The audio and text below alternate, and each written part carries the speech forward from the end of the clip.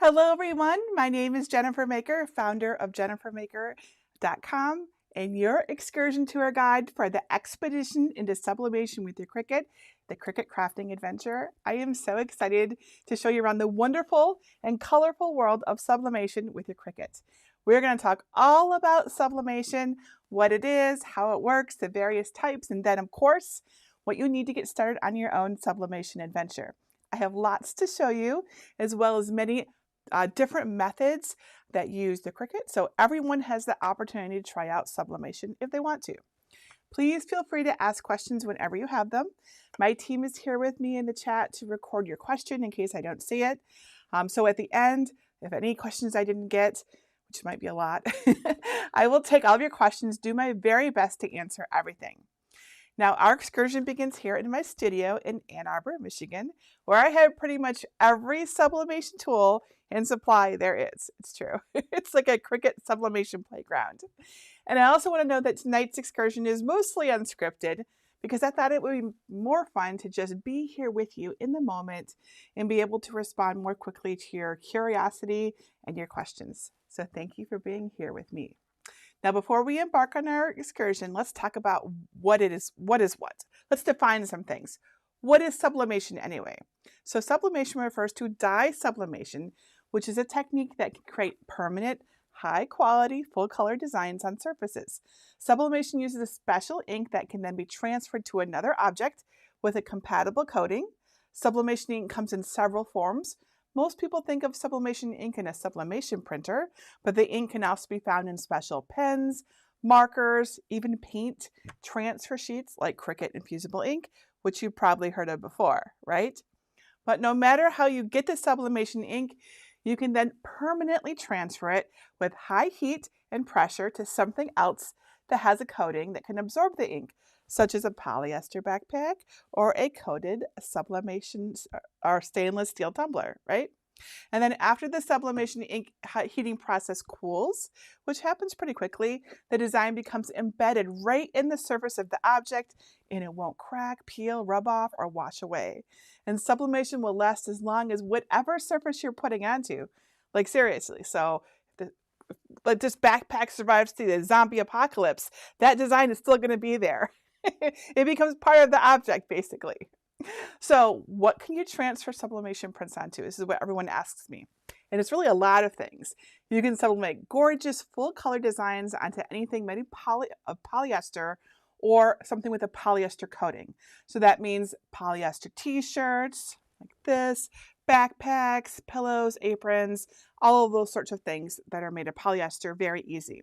And then you can get sublimation blanks for countless other things like ceramic mugs, mouse pads, puzzles, coasters, oven mitts, stainless steel. There's so many things that you can do. You can even do things like wood, MDF, glass, if it has a special layer.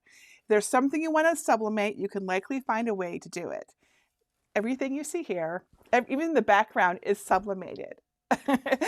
We have a lot of things. There's pretty much no limit to what you can make. Now, it is important to understand that sublimation ink is transparent, right? Which means that whatever the base color of your object really matters. So you'll notice that most everything here is light colored. A white or light colored object is going to show transparent ink much better than a dark object. You can use colored objects so long as your design is darker than your surface. Like if it's black on a color, it's usually fine then, right? All right, so let's talk about the different types of sublimation, because while you can use a sublimation printer, I actually have 4 different ones out tonight. There are actually other ways to use sublimation without ever getting a printer. So I want to go in order of ease of use and price, starting with the easiest and cheapest. So first are sublimation pens and markers. These start at $7. And I'm going to pause and flip over so you can take a look at these. This pack is not $7, but you can buy a simple Cricut infusible ink pens. It's important that they say Cricut infusible ink. It's also important that it be the right version for your Cricut. So these are, whenever they don't say, or like in this case it does say, Cricut Maker right down here, Cricut Explorer, So different pens fit in different Cricuts. So these will fit in the Explore and Maker, any Explore, any Maker. And then there are ones for the Joy, which are different. And this is Cricut Joy. So it's Cricut Joy and infusible ink, right? And these start at $7 or less if you can get a good deal. And then you can get Sublimation paints. That was right back here. Actual paint. It's just paint. You paint it on with a paintbrush. So this is by Artistry. They also make Sublimation stamp pads. I don't have any of those because I'm not a stamp pad person. Those start at $14. And then you can have someone print a Sublimation print for you. Those start at about $1. I have one that I printed out in case we have time to do a little demonstration. I already cut it, but you can actually have people just print your designs for you. There's companies on Etsy that will do it. So you never have to have a printer if you don't want to, right? So, and then of course you can go for a printer. And I actually have, this is my Epson EcoTank, which is usually the least expensive. I have my Sawgrass up here on the shelf, my Epson F170 here. I even have an Epson Workforce over here. Those are the 4 main ones that people use. So those costs, they start around $200 to $300 for a base printer plus the ink and the paper. Okay, so there's a lot of options. You don't have to invest in the printer if you don't want to. But printers are really cool because they're literally like you just printed them, right? And you can print right to them from Cricut Design Space. Everything you see here that I made for tonight's excursion was done through Cricut Design Space. So it is really, really awesome that I can just print right to, like I've been printing from my computer, right to my Epson EcoTank. So the printers come in 2 main categories. There's the printers that you convert from an inkjet printer. So that's mostly like the Epson EcoTank, like I have back here. I actually have, I have several of those, or the Epson Workforce, which I don't really recommend. The Epson EcoTank is where most people start. And it's meant for inkjet ink, but if you if you get a new one and you don't ever put that inkjet ink in, and instead you put in Sublimation ink, it becomes a low-cost sublimation printer. I have like lots of videos on this if you want to learn more specifically about like the Epson EcoTank. And then you can also buy printers that are purpose-built for sublimation, like the Sawgrass and the Epson F170 that I have here. Those are intended for sublimation. They come with sublimation ink. There's no conversion, right? It's a light conversion, right? And so they're made for sublimation. Those are our 2 main categories of printers. And as Bonnie says, the printers are so worth having because, and I agree completely, because while I can do so much with infusible ink transfer sheets, right? Which I might have neglected to mention in my list of things, I apologize.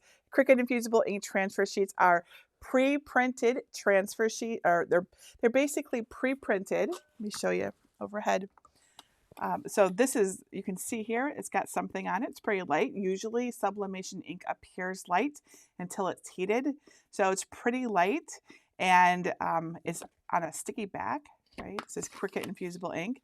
So Cricut sells these. They're not expensive. Maybe like, you know, it depends. You can get them on sale, but maybe like $10, $12 for, and then the Cricut Joy ones are even less. So they come in different sizes, right? And you use your Cricut to cut the designs out of them. In fact, this shirt right here was made using Cricut infusible ink. You can get it in solids or patterns, and this is a pattern, and you just cut it out and then you apply it. Isn't it cute? So Cricut infusible ink is a great way to get started with sublimation if you're not sure if it's right for you. But printers are really cool because you can do things like this when you have a printer, right? You get all of the shades, all of the color, all of the cool stuff, right? So it's really neat. It's like printing to a printer. You print it out mirrored like this, and yeah, and then you transfer it. Hopefully I'll have an opportunity to demonstrate it. So at the end, if we have time. Sublimation is a pretty big topic, and I want to try to cover as much as we can. Liz says, I love that shirt. How did you do that? We have a tutorial on that if you would like to learn. the design as well and everything over on my blog at jennifermaker.com. It shows you exactly how to do this.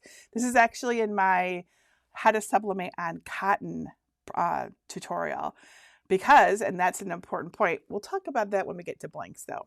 Blanks are the things that you sublimate onto. All right, so printers, again, yes, so they're just, it's so cool to be able to just print it out, and then we end up with really full color objects like this that they're like what you would buy at the store. In fact, many items that you buy at the store are sublimated, right? So this is a professional grade thing that we're doing, and it's just so cool. I want to show you, in fact, my projects that I made just for our sublimation excursion. Now, I mentioned that my studio is here in Ann Arbor, Michigan. So I created a theme of things that I might make for someone if they were coming to visit me here at my studio in Ann Arbor, Michigan. Beautiful, not quite beautiful, but will be beautiful soon when spring comes, Michigan. So I just want to show you so that you can see what the cool things that printers can do. So let's switch over to my overhead.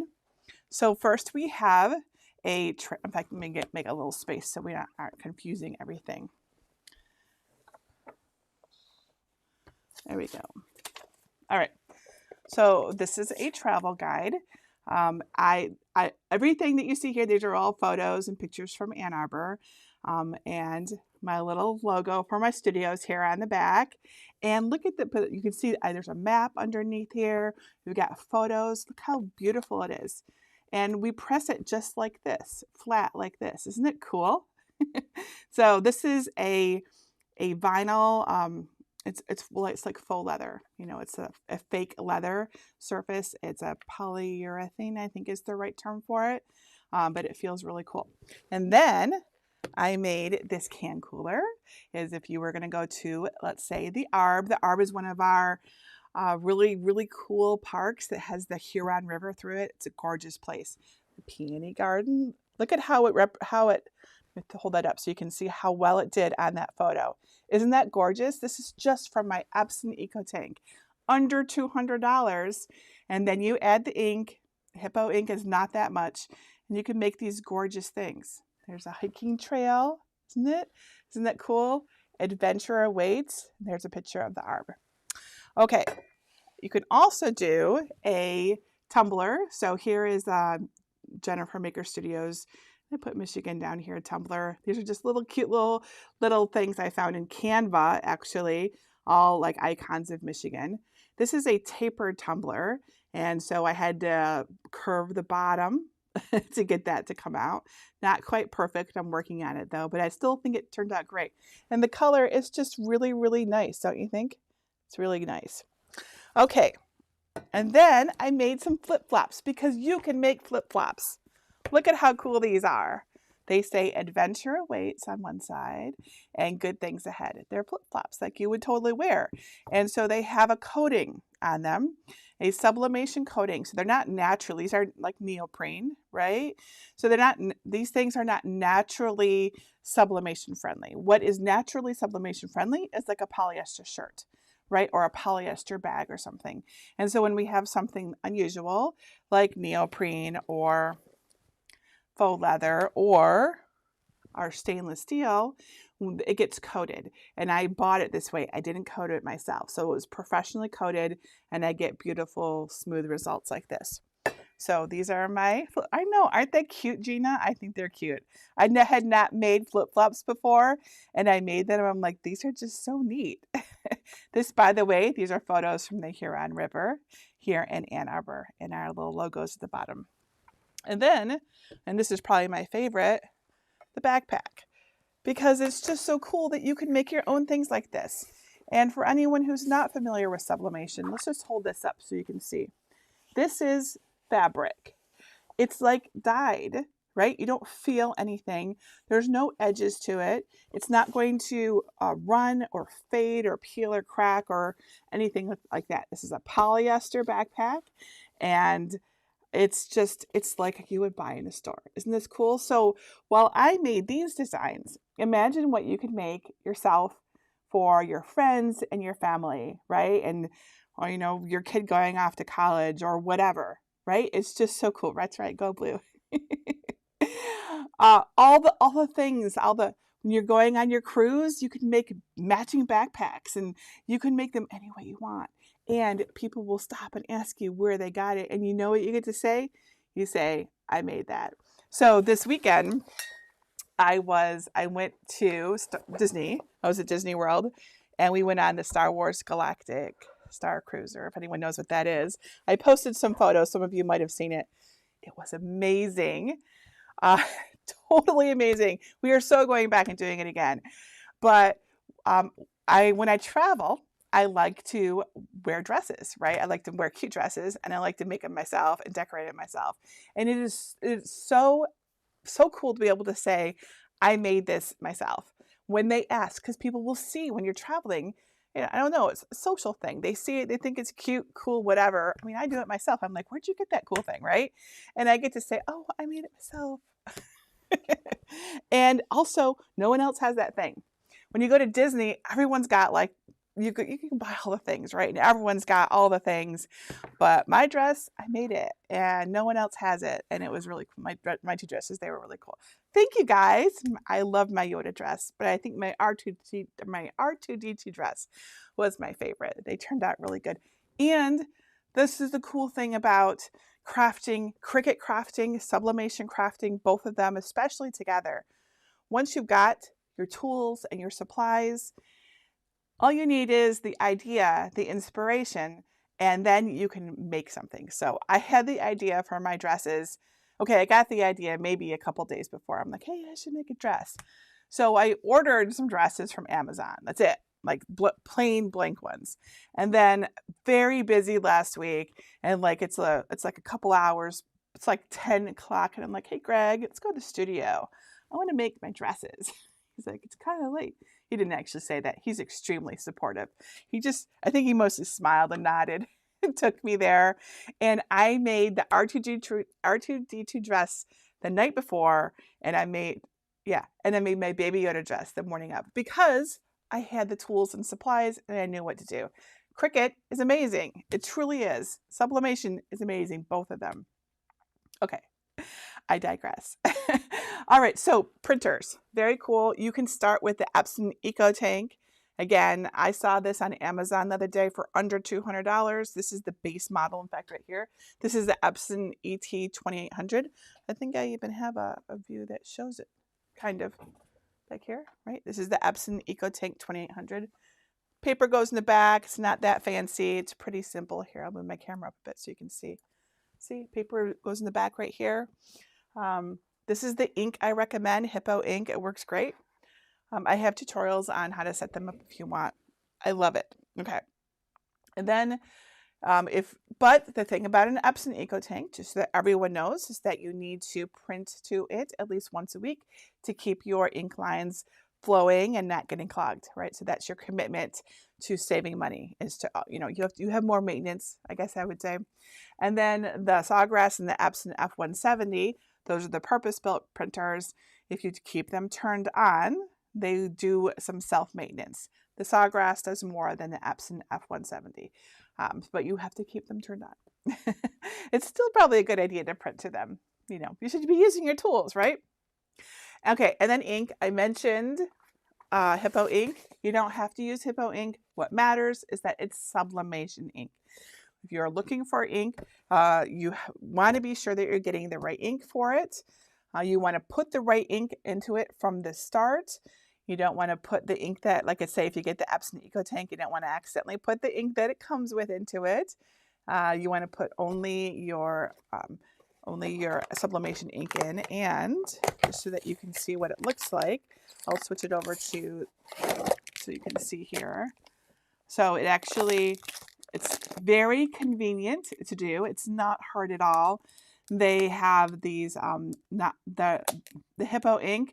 They're shaped just like the Epson bottles are, so they're super easy to just to load in. It's very easy. See, if you get the ones that are they're called like autofill. That's it. They're called autofills. So those are the ones that you want. Okay. PD says, I love the Hippo ink. I use the Hippo ink and I love it. I do too. I really like it. Okay. Let's see. Paper. Yes. So we've got printers. if we're going to do printer, we need our sublimation ink and we need paper.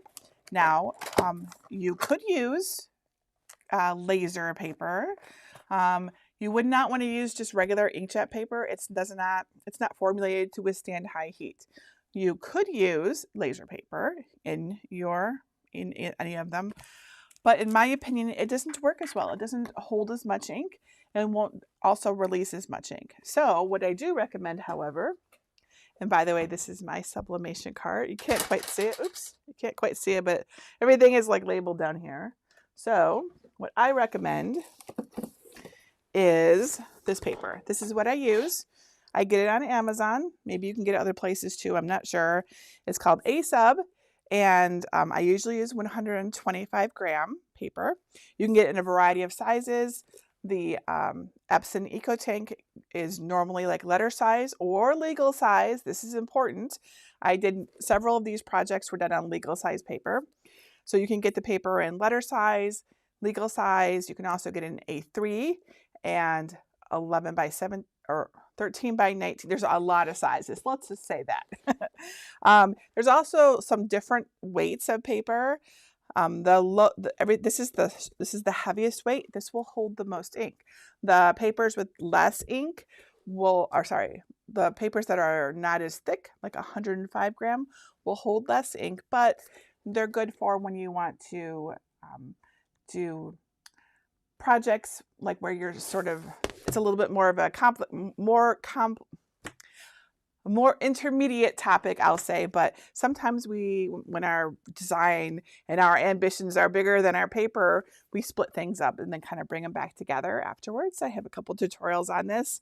And so using that kind of paper can be better for avoiding the lines in between where we kind of cut things apart, if that makes sense.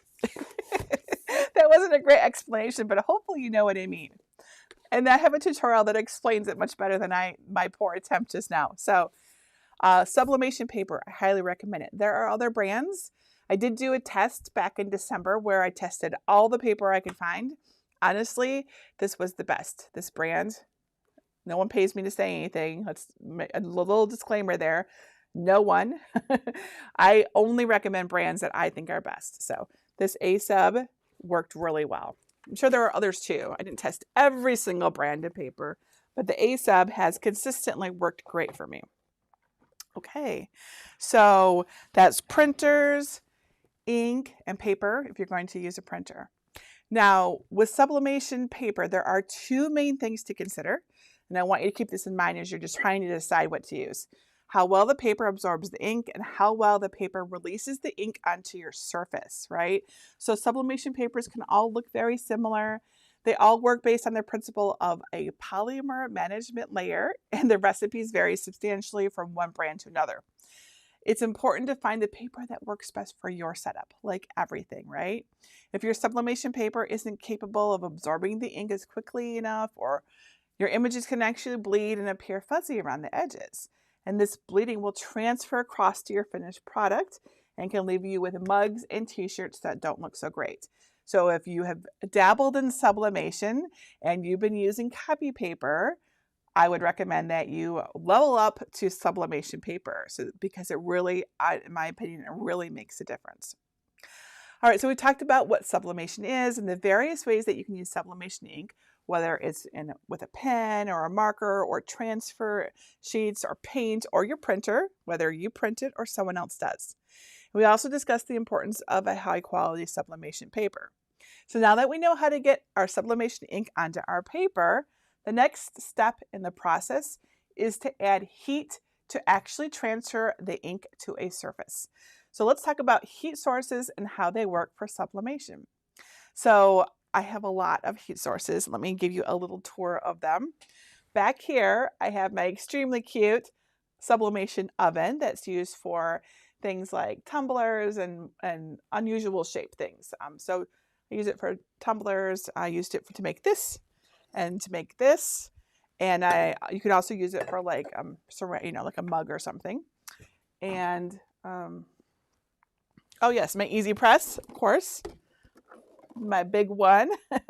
The Cricut Easy Press 2 and 3 are both get hot enough for the sublimation process. The sublimation process happens between 350 degrees and 400 degrees Fahrenheit. So you can use everything from the Cricut Easy Press to a traditional clamshell heat press to the Cricut Auto Press, which is over there. And I didn't have room to bring it out because there's a lot of stuff here. That's my personal favorite. For your unusual shaped surfaces, you'll use things like the oven or a tumbler press or the Cricut mug press, which is sitting right there. There's a lot of different ways. Some people even use a heat gun, though in my experience, that doesn't work as well, but it's been known to work. What you typically cannot use is a household iron because it just doesn't get hot enough.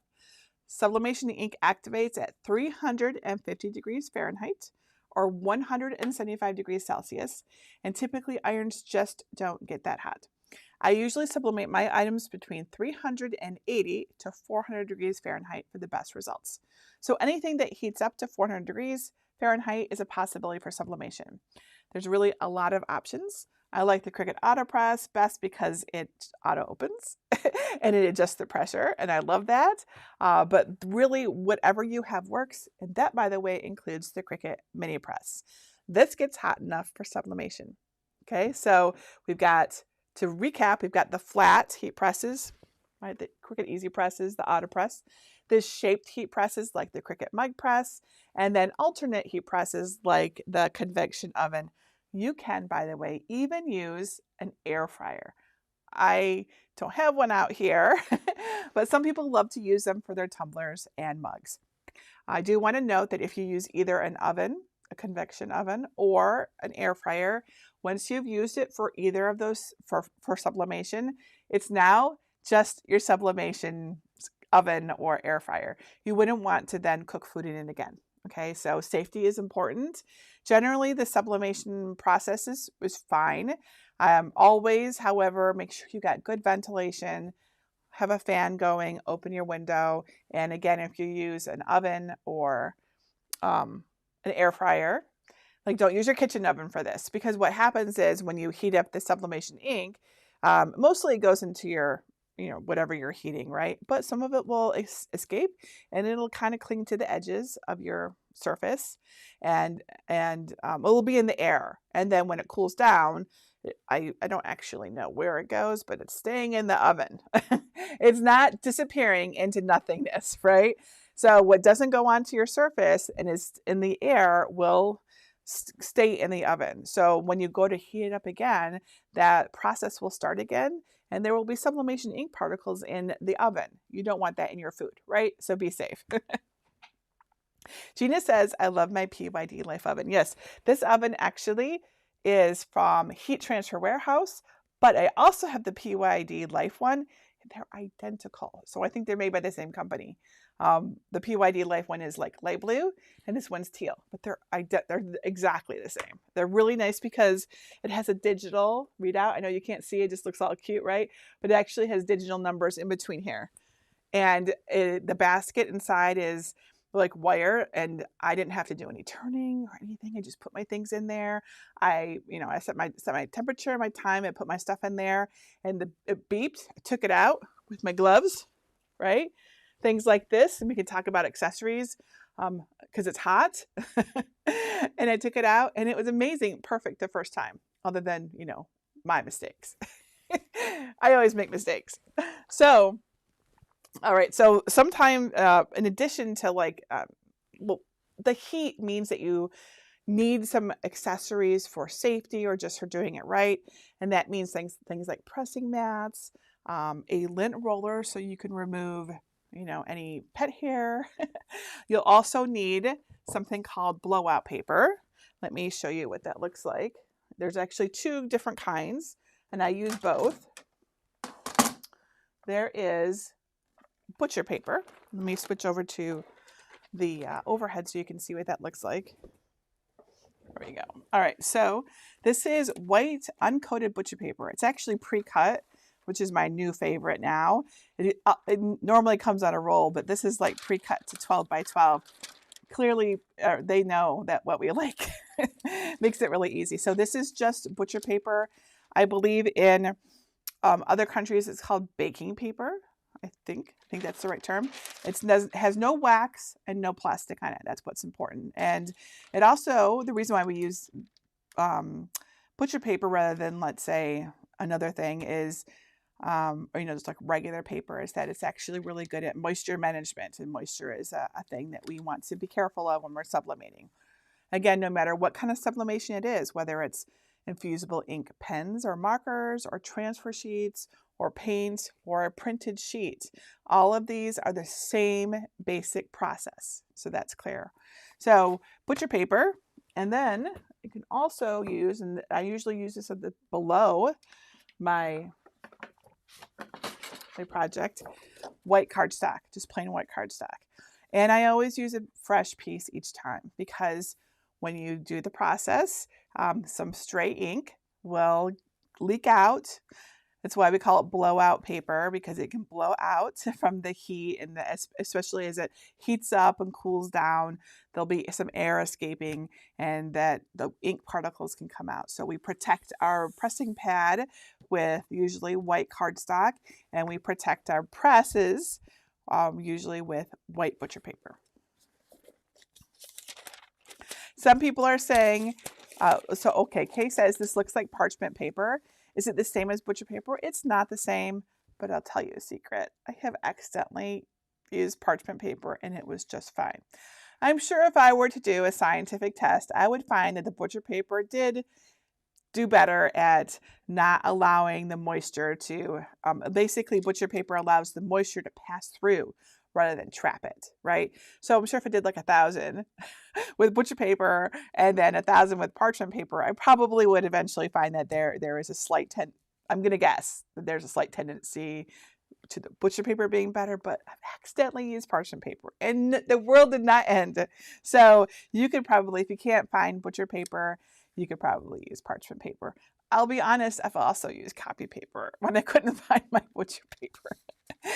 In the end, what matters is that it works for you, right? So if you have a way that's working, nothing is blurring or whatever, awesome, keep doing that.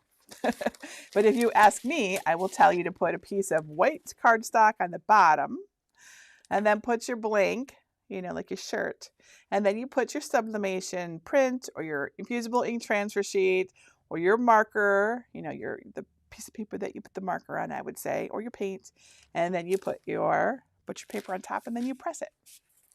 All right, so that's blowout paper. And something else that we want to have is heat resistant tape. So I have some right here. I tend to use the Cricut brand because I'm used to it. That's probably why. You can use other brands too, but I highly recommend you use the kind that's blue like this. There are other ones out there that are sold with heat presses. They're often like silver. Let me see if I have any here so I can show you. Yes. So they might look like this. Sometimes they're okay and sometimes they are not okay. Sometimes they leave yellow marks. So I caution people away from this type. And so I apologize to all the manufacturers who make this, and it's fine. And I instead encourage you to get the blue type. So Cricut sells some heat resistant tape.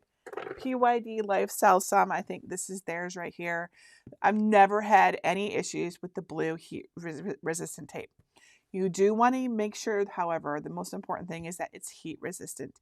If you attempt to use like regular tape or washi tape or something, it will transfer its adhesive goo, and possibly if it was washi tape, it would transfer its color. So make sure you're using heat resistant tape that's meant for sublimation. And this is just a regular, everyone always asks me, this is just a regular tape dispenser. Nothing special here. It's like a Scotch tape dispenser. All right. Now, I think we should talk about blanks. I have so many blanks. I would love to show you some things. Actually, before I get to the blanks, let me give you a really important tip. So, also in my little cabinet here, I have one of the best things for a person who's just starting out with sublimation. And that is a plain old piece of fabric. This is 100% polyester. I got it from my local Joann's, which in my town sells fabric. It's actually like a polyester taffeta or something. It doesn't really matter what it is. I like it because it's kind of shiny, but it doesn't matter. What matters is like it cost me almost nothing and it's huge, and I just cut off a piece of it and I can do all of the learning and playing I want, testing, trying out stuff on this 100% polyester fabric. That isn't really, I don't really care if I use too much, and if I do, I can go back and get some more really easily. So if you're new, I highly recommend you get yourself a couple yards of 100% white polyester. Okay, that's the best blank to begin with. Of course, you can even use it. You know, you can turn it into pillows and cool pouches and cool stuff like that. But I mostly use it to learn on, experiment on. Okay. Speaking of fabric, the next thing I think that most people, when they want to do sublimation, a lot of people think of t-shirts. I think that's probably the most popular blank that there is. So you can get all sorts of sublimation blanks. This is one of Cricut's. It's 95% polyester. What matters is that it be whatever shirt you use for the best results should be mostly polyester. My general rule is at least 65% polyester, right? So Cricut's are 95%.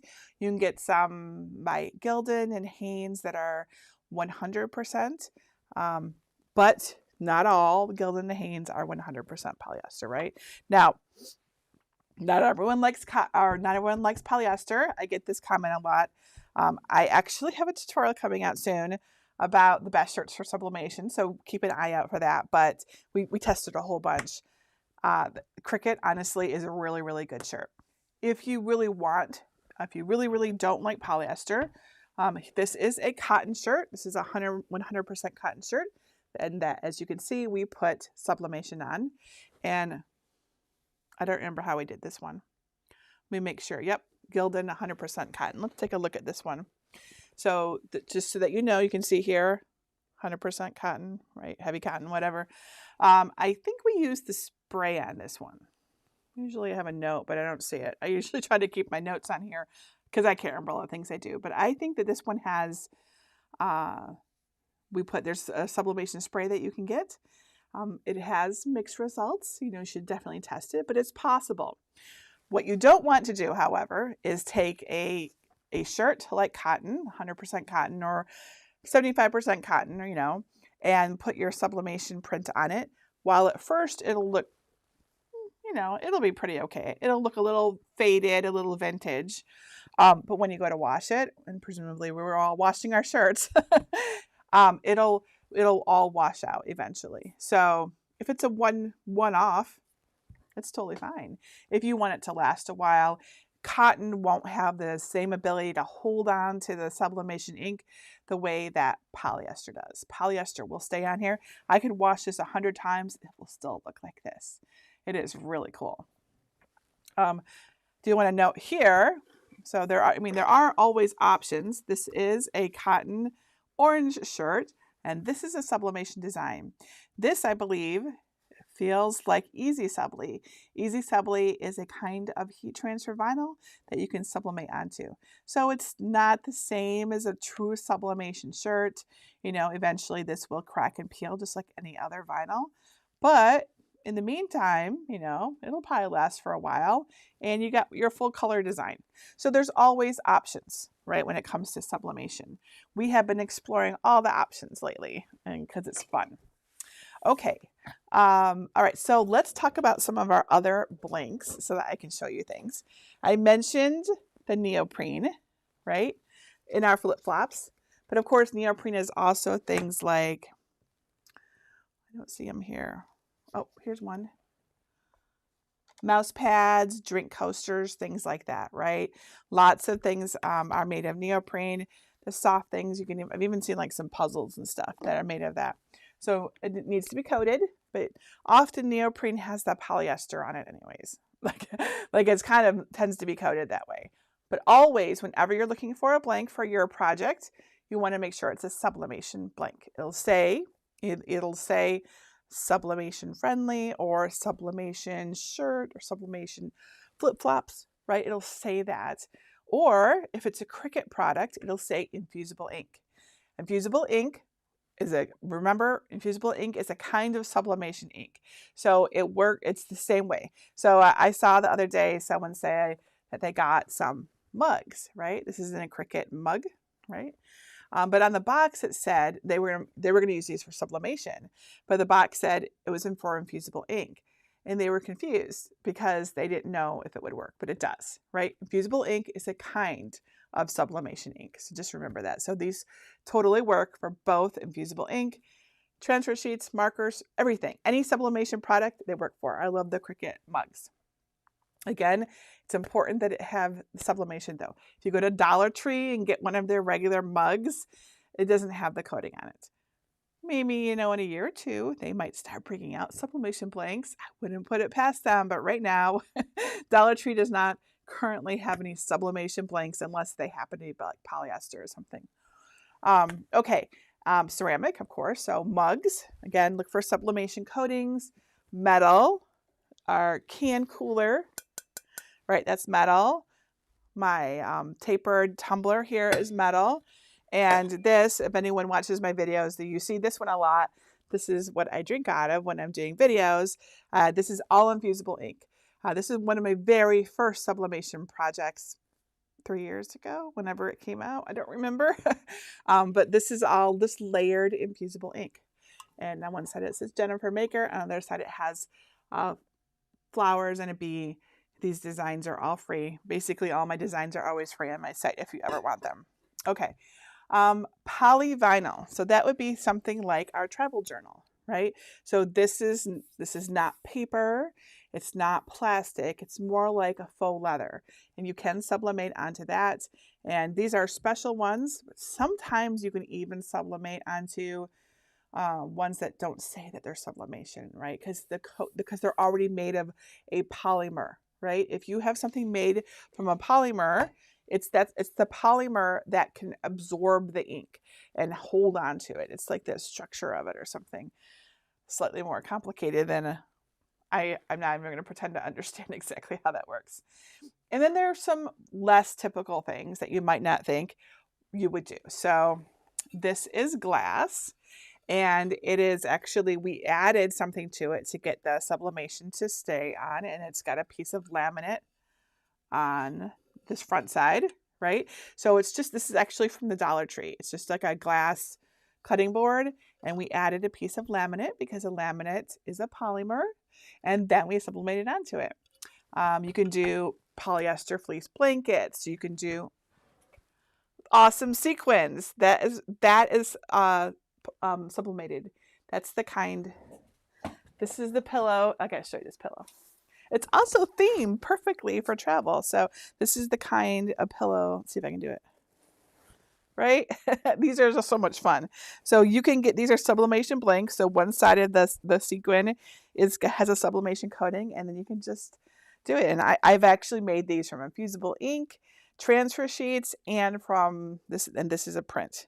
This is a picture of Lake Michigan when I went to Mackinac Island. Yes, so all sorts of pillows too. Let's see what else. Slate. You can do slate. You can do wood. They make sublimation blanks that have like a coating on the wood, or you can put a piece of laminate on your wood. It's almost like there's so many things, it's hard to remember them all. There are hundreds and hundreds of things that you can sublimate onto.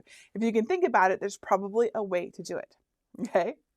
All right. So now that we know how to transfer sublimation ink to a surface, the next step in the process is to find or create designs to learn how to print them so they look amazing. And this is where Cricut comes in again, right? I love to use Cricut Design Space to print my projects. So in fact, I'm going to flip over to Cricut Design Space right now. Let's see. Make sure I go to the right one. I have some little buttons at my feet, but they're like twisted. Let's see if I get it. I don't think I'm going to get it because I'm not quite. There we go. I got it. The buttons are supposed to like let me move seamlessly as if like I have some crew that's over there doing it for me, but I'm like so awkward. It never really works that way. Anyways, here we are in Cricut Design Space.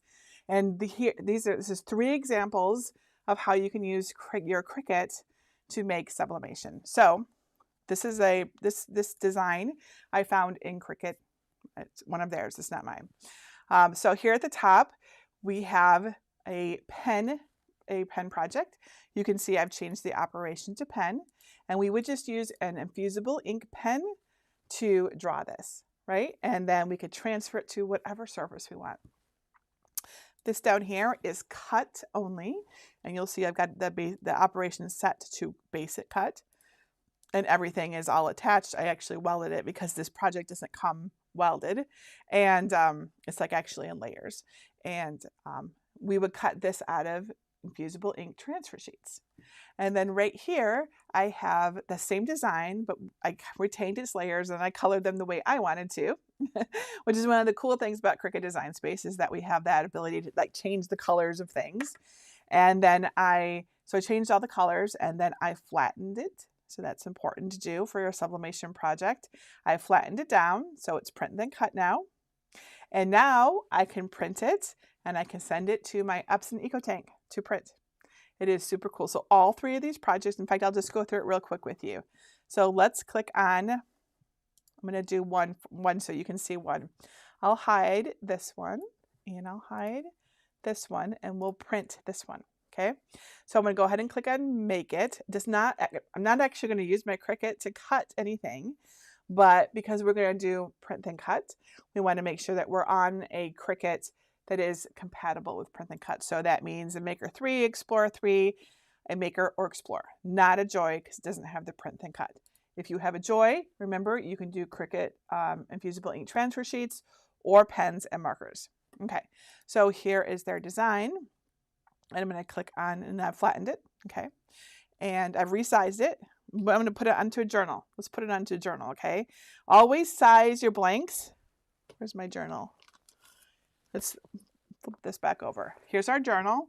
And this is the way that it comes from the manufacturer. I get these off Amazon, and we're going to just put it right onto here like this. So it's very easy. This is a nice, easy project to start with. All right, so measure it. Yes. Measuring tape. Measuring tape. I had one over here. Oh, here it is. I found it. Always measure your blanks, okay? You don't want to just guess. You don't be like, oh, I'm pretty sure this is a 4-inch notebook. It's a 4.5-inch wide notebook, and it's 5 3/4 inches long, okay? So I don't want to make it my design that big. I want my design to have a margin around it so it looks good, right? So I have it set to 3.5 inches, which I think will look good. Okay, so always be sure to check for that. All right, then we click on Make It. This is nice and easy. This is what it looks like on our screen. Oops, hitting stuff. Let's switch our material size to 8.5 by 11 because this is a nice small design. There's some cool print then cut things that you can do. You can always move this around too if you want to, if there's any reason that you want to do that. But most importantly, you want to mirror. Whenever you sublimate something, whether you're using your pens, your Cricut infusible ink pens, or you're using Cricut infusible ink transfer sheets, or you're printing onto your printer, or you're saving it for someone else to print for you, whatever it is, you must mirror, because we always put our design, we like always put it down onto our project like this. Okay, so we've got that mirrored, and then I'm going to click on Continue. All right, so now we need to send it to our printer. We click Send to Printer.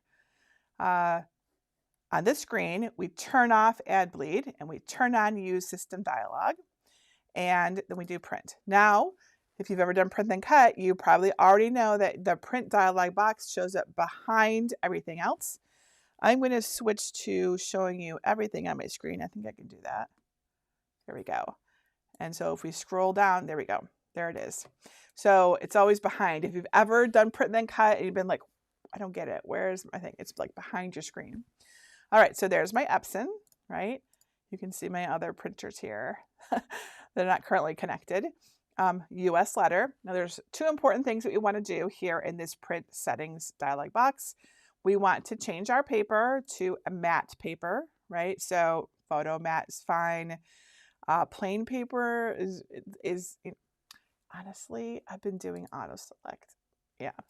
But technically, technically, the proper thing to select would be something like presentation, matte, or photo matte is usually okay too. So matte, not glossy, okay? And then also very important, you switch it to best, okay? All right, so we've got this. Now we click print. All right, so we're back here. This just does this. Let's switch over to this one. There we go.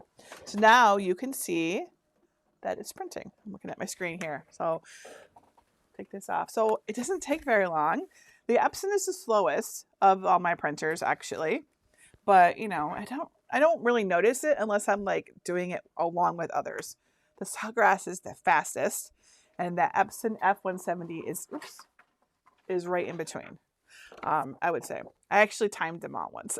All right, so here is my print. So this is what it comes out. This is what it comes out looking like on, this is sublimation paper, or I had already put it in there.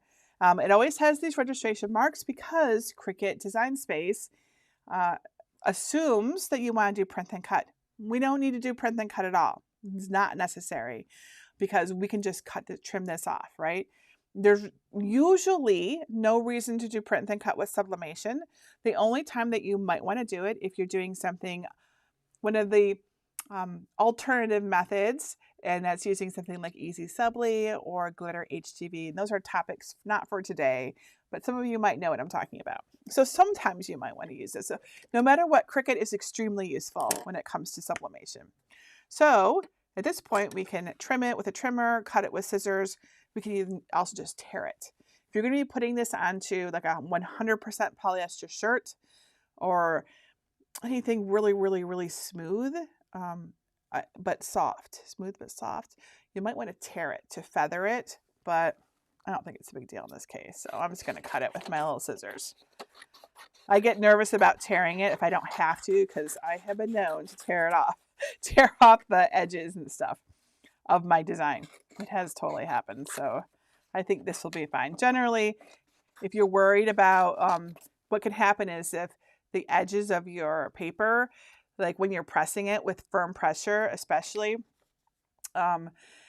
you can actually indent the edges of your paper into something like a 100% polyester shirt or another surface that's very finicky. This journal is not. Okay, so here is our design, and it's mirrored, right? It's mirrored so that when we put it onto our journal like this, you can kind of see through. It's going to be the right way. Now from here, we need to know what to do. We need to know our time, our temperature, and our pressure. And this is a great opportunity for me to tell you guys all something that no one else knows but my team, which is that, I'm going to try to switch to my Can I do it? Can I do it? There we go. I did it. I have a new ebook, right? So, and I'm going to use the ebook to the book. It's really a book, but you know, it comes to the ebook. It's a sublimation cookbook. It literally just showed up in my bookstore today. So I will tell you all about it at the end, but we're going to use this to get all of our designs. I use this book for everything that I made for tonight's excursion, everything. So what the sublimation cookbook is it's all the times, all the temperatures, all the pressures for basically all the blanks. Okay. So let's make some space, and I'm going to be giving you free pages from this for anyone who showed up tonight. All of the things that we made, all these things, the tote bag, the tumbler, the journal, and the flip-flops, I'm going to be giving you the pages for those so you can make them. It's like a tutorial in a book. Okay, so, all right, so I actually bookmarked all my pages here. But, so everything is in here. And we want, so all of the blanks. So if you ever want to know how many blanks there are, there's a lot of blanks. A lot of blanks. We've been working on this for a while. Okay, so we are doing, this is vinyl, right? Like this is like faux leather, right? So we want the vinyl section. We want right here, 84. So go to page 84. And I believe it's called Notebook. I actually bookmarked it so I wouldn't be too awkward about it. Here we go. There it is. Polyurethane. Okay, so we're going to follow this because I don't know about you, but I can't remember all these things. As I tell people, I write things down because I don't remember them. I basically don't commit to memory anything that I can look up or write down to remember. So, all right. All right, so we're going to start with our faux leather blank. We're going to preheat our flat heat press. So I could use the mini, or I could use my easy press. I'm going to let you guys decide. Do you want me to use the mini easy press, which is smaller? This is a small design, so it would certainly work. I want you to know that we have actually all the time and temperatures for everything down here. So either one. Or I can use a regular easy press. I don't know which press you all mostly have, so let me know. I'm watching the mini. I see lots of minis. Okay, cool. Okay, mini it is. Mini it is. Okay, we're going to use the mini press. All right, the mini press, we're going to need to preheat it. So we're going to, it says high. So if you got the mini press, you just, it's already plugged in, right? You just press it 3 times to get those 3 things. When it's orange, it's heating up. When it's heated up, it turns green. I believe that's the color. So we'll keep it in our little, let's set it over here. Let's need some more space. We don't need all this stuff here. There we go. Okay, so it's heating up. Okay, next, trim the edges of your printed sublimation transfer to minimize the appearance of paper lines. So if we didn't, like to feather, you would literally just kind of tear it like this, right? Because when you do that, it can't have that fine line that can like get indented. But if you feel nervous about that, like I often do, you can actually just kind of go like this, right, around your design. And then if it does transfer, it isn't so noticeable. That's what I found. So let's do that. And then we can see how it transferred it at. All right, place a piece of blowout paper on top of your pressing pad. I might have to go get the pressing pad. I might have left it over there. We have a nice big rack with all of our things on it. I think I actually put my things away last time I did this yesterday, which is saying something for me. I'm not the world's neatest person.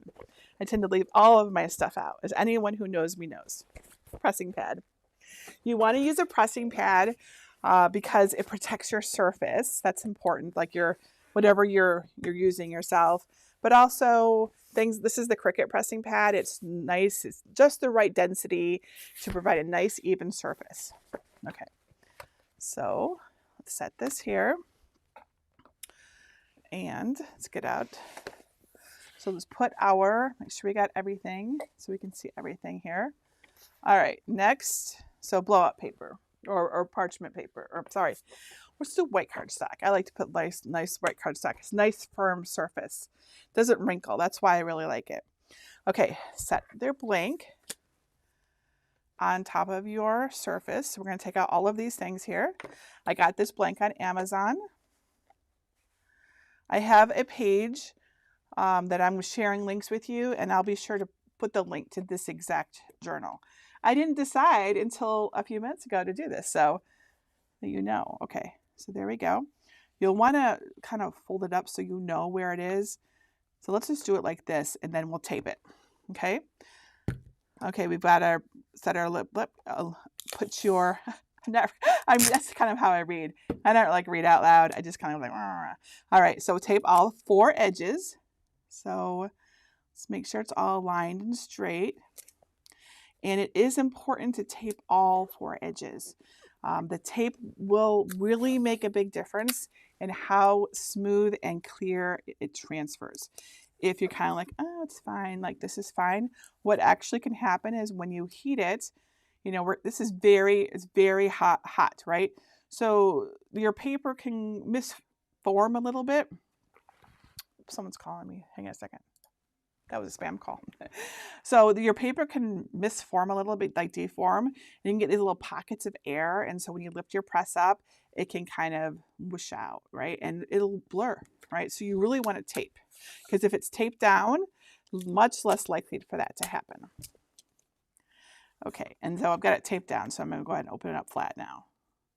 So I really like to tape all of my corners. I really do. I really find it makes a difference. I mean, sometimes you can get away with less. So if you can, it's fine. Like if you're doing the same blank over and over and you can do less, go ahead and do less. But we're gonna be careful this time. Okay, so there's all of our heat resistant tape on there. And generally speaking, when it comes to doing, like I don't really worry about my tape overlapping. I do worry about it a little bit more with infusible ink transfer sheets. However, I notice that sometimes it does make a difference, but with my sublimation prints, it doesn't. Okay.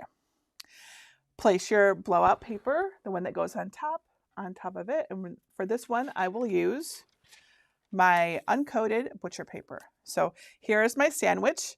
I want you to know I made a little diagram here that shows you exactly what to do. So you've got your work surface. That's this. I even made it the same color as mine because I'm weird like that. Your pressing pad, your blowout paper, your faux leather, your transfer face down. Always make sure it's right side up too. Don't put it on upside down. Your blowout paper on top of your sandwich, and then the heat source. So this is your sandwich. See why I called it a sublimation cookbook? Okay. All right, so we've got our mini press. Okay, so let's check the time. Mini press says 70 seconds with light pressure. Now for the mini press, it's different than like your easy press or like a auto press or traditional press, whereas normally you want to just bring it down, you press down and you don't move it. So with the mini press, you kind of have to move it because it's just not big enough. See, this is smaller than our design. Here's the one that I printed out before. Like maybe it's like 3, right? So we have 2 choices here. One is to move it, and that is what Cricut recommends. The other is to move it, like press and hold and move it. The problem with the second one is that you can actually get like, it will actually look not as good that way. It won't look as good because you can get areas that are a little darker and a little lighter more easily with the press and hold method than with the move around method, I have found in my personal experience. So I'm going to set a timer on the screen because I know that I'm going to totally mess this up. So give me a second because it's 70 seconds, right? So I'm going to actually bring up a timer. Let's see. I think that this will do it. And it's 70 seconds. That would be a minute and 10 seconds. All right. So here it is. I'll start it when we're ready. Put it up here. Okay. All right. So I'm going to move it around. That's my plan. Okay. So I'll restart that timer.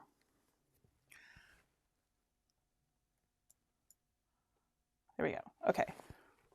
So I'm moving it around over the whole surface. I can kind of see through this paper. That's the other nice thing about using butcher paper, right? Is that it's like a little transparent, so I can see where the edges of my design are. That's useful even when you don't have the mini, right? Because you want to make sure you're bringing your press down over and not like accidentally missing the side, and then you're all super happy like you did it, and then you take off your tape and you realize that you totally clipped the side of your design. We've all done it, totally, but like this is nice. So I'm at 28 seconds. So I'm just moving it around. This is what Cricut recommends with the Easy Press. Nice. You do have to be a little cautious of this when you're doing an infusible ink transfer sheet. Sometimes those little bits can move on you. But with a sublimation print, there's nothing here to move because we've taped it down really well. Okay, so we're almost there. And I am using light pressure. All right. Now, when you finish, you can go ahead and take off your blowout paper, your butcher paper, whatever you used. That can come off right away. But you want the rest of your project to stay right here without moving it around, without touching it and messing with it. Don't try to peel off the tape yet. It's also very hot, right? You want to keep it in position for like at least 15 seconds because when we heated it up to 400 degrees Fahrenheit approximately, the ink went from solid to gas. So that's the sublimation process. And now it's coming back down to a solid. but you know, it doesn't happen instantaneously. It's very fast, but not instantaneously. And if you were to rip it off right away, you might get some blurring, right? A little ghosting. So we just let it sit and then we take it off. And the tape can be hot. So if it's hot, you'll want to, oh, I can see where I messed up. We're going to see if we can fix that right now. Okay. Look, you see how I clipped the A right here? I didn't get that. Let's put it down right now. And let's see if we can fix it. So what I'm going to try to do is get this A. So this is one of, oops, we need some blow up paper on there. This one, I didn't see anything transfer to it. It's fine. It's fine. Okay. So I'm going to just get down right in the corner here where that A is. It's kind of under the tape. I wonder if there's any other parts. There might be, right? So it might not be perfect. Nothing I do is ever perfect, guys. So, but at least it probably won't be like invisible, right? So let's see if we can get it better. So technically we'd want to do it for 70 seconds again. And I probably don't even have to move it around. I probably could just kind of just hold it here like this. But yeah, so there might be others too. It hasn't been 70 seconds, has it? Martha says, is heat transfer reusable? Yeah, it usually is. You can just, we'll take it off and I'll set it like on the edge of my desk and I'll use it again. Just like the way I would transfer tape. So how much you want to bet I screwed up right over here too? Can you see that? Right? I think I was thinking in my mind, the tape at the edge of the tape is where it is. But we can take a look. It's been 15 seconds. Let's take a look and see. Let's see if I fixed it, first of all. The nice thing about the heat resistant tape is it does not leave any adhesive residue like it would if you were, oh look, I did fix it. All right, let's see if I have to fix anything else.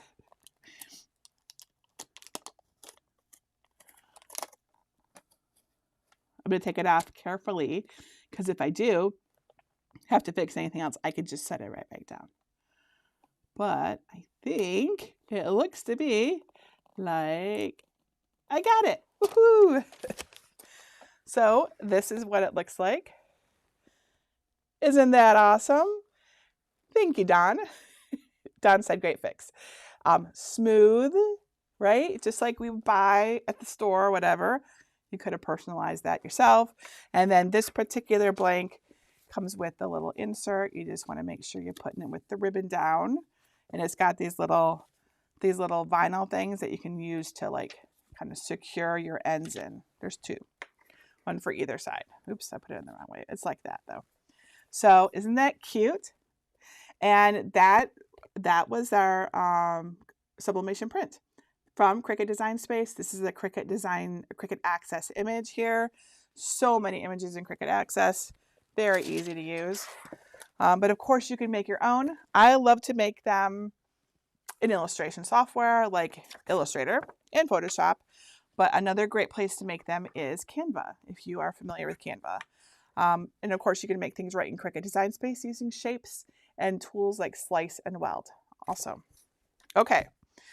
All right. So I think that we are ready for questions.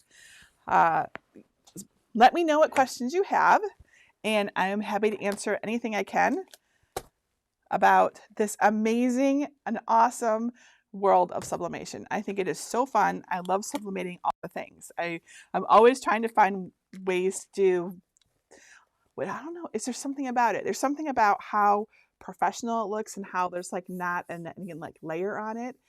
And oh yes, we were supposed to test to see if there was any edges. Let me hold this up so we can look at it.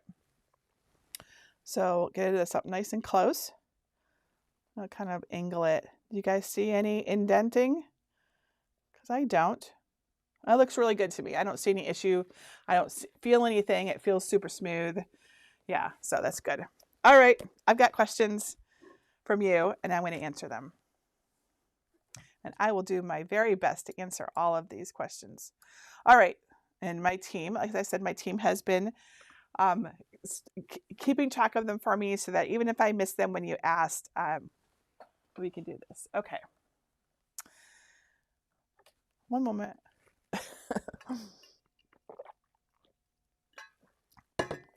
All right. Nikki says, if I use an inkjet printer, can I use DTV instead of a sublimation printer and paper? Yes, you can, but you'll still need a sublimation printer to print the actual. You still need a sublimation printer to print the actual print. But honestly, if you have an inkjet printer and that's all you have, and you're not ready to make the leap to a sublimation printer, there's no reason not to do print and cut with, like there are some heat transfer vinyls that will take inkjet ink. If I was a person with a better memory, I'd be able to tell you exactly what they were right now, but I'm not. They are in here. We actually have a chapter in Sublimation Cookbook of all of those extra ways that you can get things onto unusual surfaces. So in the back under everything else, it's chapter 12 is everything else, and that has things like, I'll just show you, you don't have to just take my word. So it has things like cotton shirts using clear HTV, right? So that's what like this orange shirt was. You can sublimate onto glitter HTV. You can sublimate onto holographic HTV, glow in the dark HTV. Easy Subli, easy color DTV, DTV directed vinyl is what that means. DTF and transfer powder, that's a whole nother thing. And then using lamination sheets, right, which was what we used for the glass cutting board. And then, of course, sublimation spray. So all the alternatives that I know of are in here. So if that helps you. Okay. Yvonne says, does glass fade in the sun? Honestly, sunlight will pretty much damage anything and everything. Not just our bodies, but all the things. So yes, so I recently did a garden flag tutorial for sublimation, if you caught that. And in it, I said that if you left it in direct sunlight, eventually you would see some fading, right? So that's saying that those UV rays are really powerful. So yes, sunlight will eventually damage pretty much everything on our planet. All right, let's see here. Jenny says, I have infusible ink pens, but have never used them. Should I use them soon? Do they dry out? Yes. So there is a shelf life to infusible ink pens, just like there's a shelf life to every pen and marker. Do I know what it is? I feel like it's a year or 2 years. It's not, I don't think it's any more than that. I do have some here in my studio that I've had for a really long time. But like there was a pack I opened up the other day that I've had since the infusible ink came out. And so quite a while, and they were still writing, but I wouldn't say that they were great. They were kind of weak, right? So yes, if you have pens, it's not the kind of thing that you want to just let sit there. It might work in a few years, but it might not. So make something now. Make something now. Marianne says, I have some aprons that say they're 100% cotton. That's no good, right? So yes, but you can't sublimate directly onto 100% cotton, at least without it just washing out, right?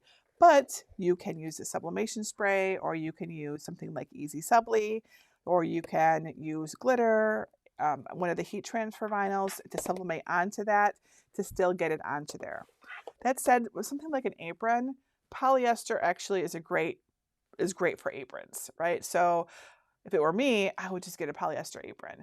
Like I know that not everyone wants to wear like a polyester shirt. I totally get that. But when it comes to something like an apron, actually polyester is a great surface for it. So I would just get a new apron. I wouldn't mess with the other stuff. I get a new apron. Candace says, are those signs in the background wood? If yes, did you have to put a coating on them? Wood. I have lots of, oh, do you mean these? I have lots of things here. All sublimation. There's a garden flag up there that says live life in full bloom. These here, these subla flowers, that's what I call these here. These are made of MDF. MDF is fiberboard, so it's like wood, but it's like kind of chopped up and glued back together. But yes, this is wood. It's a scrap, but we did this one on the Epson Workforce, but this is wood. So what we did, so this would work. This works for wood and glass. There's a piece of laminate on it. So you can't laminate or can't sublimate directly onto wood, but you can put a piece of laminate, and this laminate was a piece of laminate that we had at our house that we use for like a thermal laminator. So it wasn't specially made for sublimation. It's just a polymer, right? So basically, if you can get a polymer onto something, then you can sublimate onto it. That's in my mind, I think, is it made of polyester or polymer? Then I can sublimate. Can I put a polyester or polymer on it? Yes, then I can sublimate it. It's my little logic chart in my head. So that's all this is a piece of laminate. So we actually cut this on our glow forge. Greg did. And then we put the laminate on it. We kind of trimmed it. And then we sublimated on, so it's really on the laminate itself. And I have tutorials on how to do that. So, but the simple, it's also in here. So you don't have to look it up. So it's actually all in here, but it's not difficult. You just want to put the laminate on first and then sublimate onto it, not try to do them both at the same time. Can I show you a project that's coming soon? I don't remember when. This is acrylic. Isn't it gorgeous? This is acrylic, sublimated acrylic. It's actually, we bent it so it would stand up on the table. Isn't that amazing? It's so pretty. Yeah. Tumblers, more. I see lots of things here. Here's a wood sign. You probably couldn't even see this one though. This is a wood sign that you can buy, like a sublimation blank.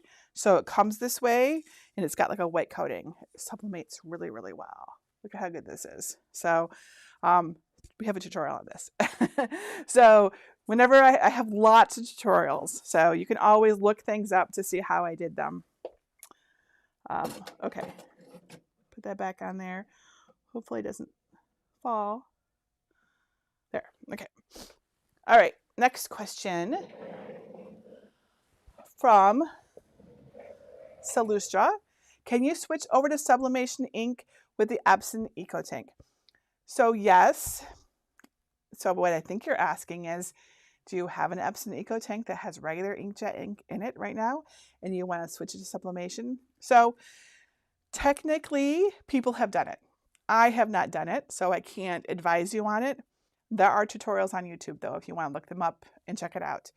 It is a little costly because you go through a lot of ink. You have to clean it out. It's a little time consuming and it's not guaranteed to work. Honestly, given that these are like $200, it might be best to keep your inkjet printer as an inkjet printer and just get yourself a new Epson Eco Tank. That's probably what I would do because there's a possibility it won't work and then you're kind of stuck with something that doesn't work. Rebecca says, will you be talking about doing sublimation on something that is black? I have a sublimation tumbler that is black. We have a tutorial on how to sublimate on dark colors. I recommend you look that up. If your tumbler is it a sublimation tumbler that's black? I actually saw someone asking about this the other day. They found it at Michael's. It said, and maybe this is the same person, or maybe you got the same tumbler. It says it's sublimation ready, and it's a tumbler, and it's black. And so we're like, well, how on earth would that work? Because again, sublimation ink is transparent. So transparent ink will not show up at all on black. So it's possible your tumbler is a heat reactive tumbler. So like I have some ceramic mugs that when you put hot water in them, all the dye, the coloring in the ceramic, the glaze, that would be the glaze kind of like changes to white, and then you can see the sublimation design. I have a tutorial where I use those.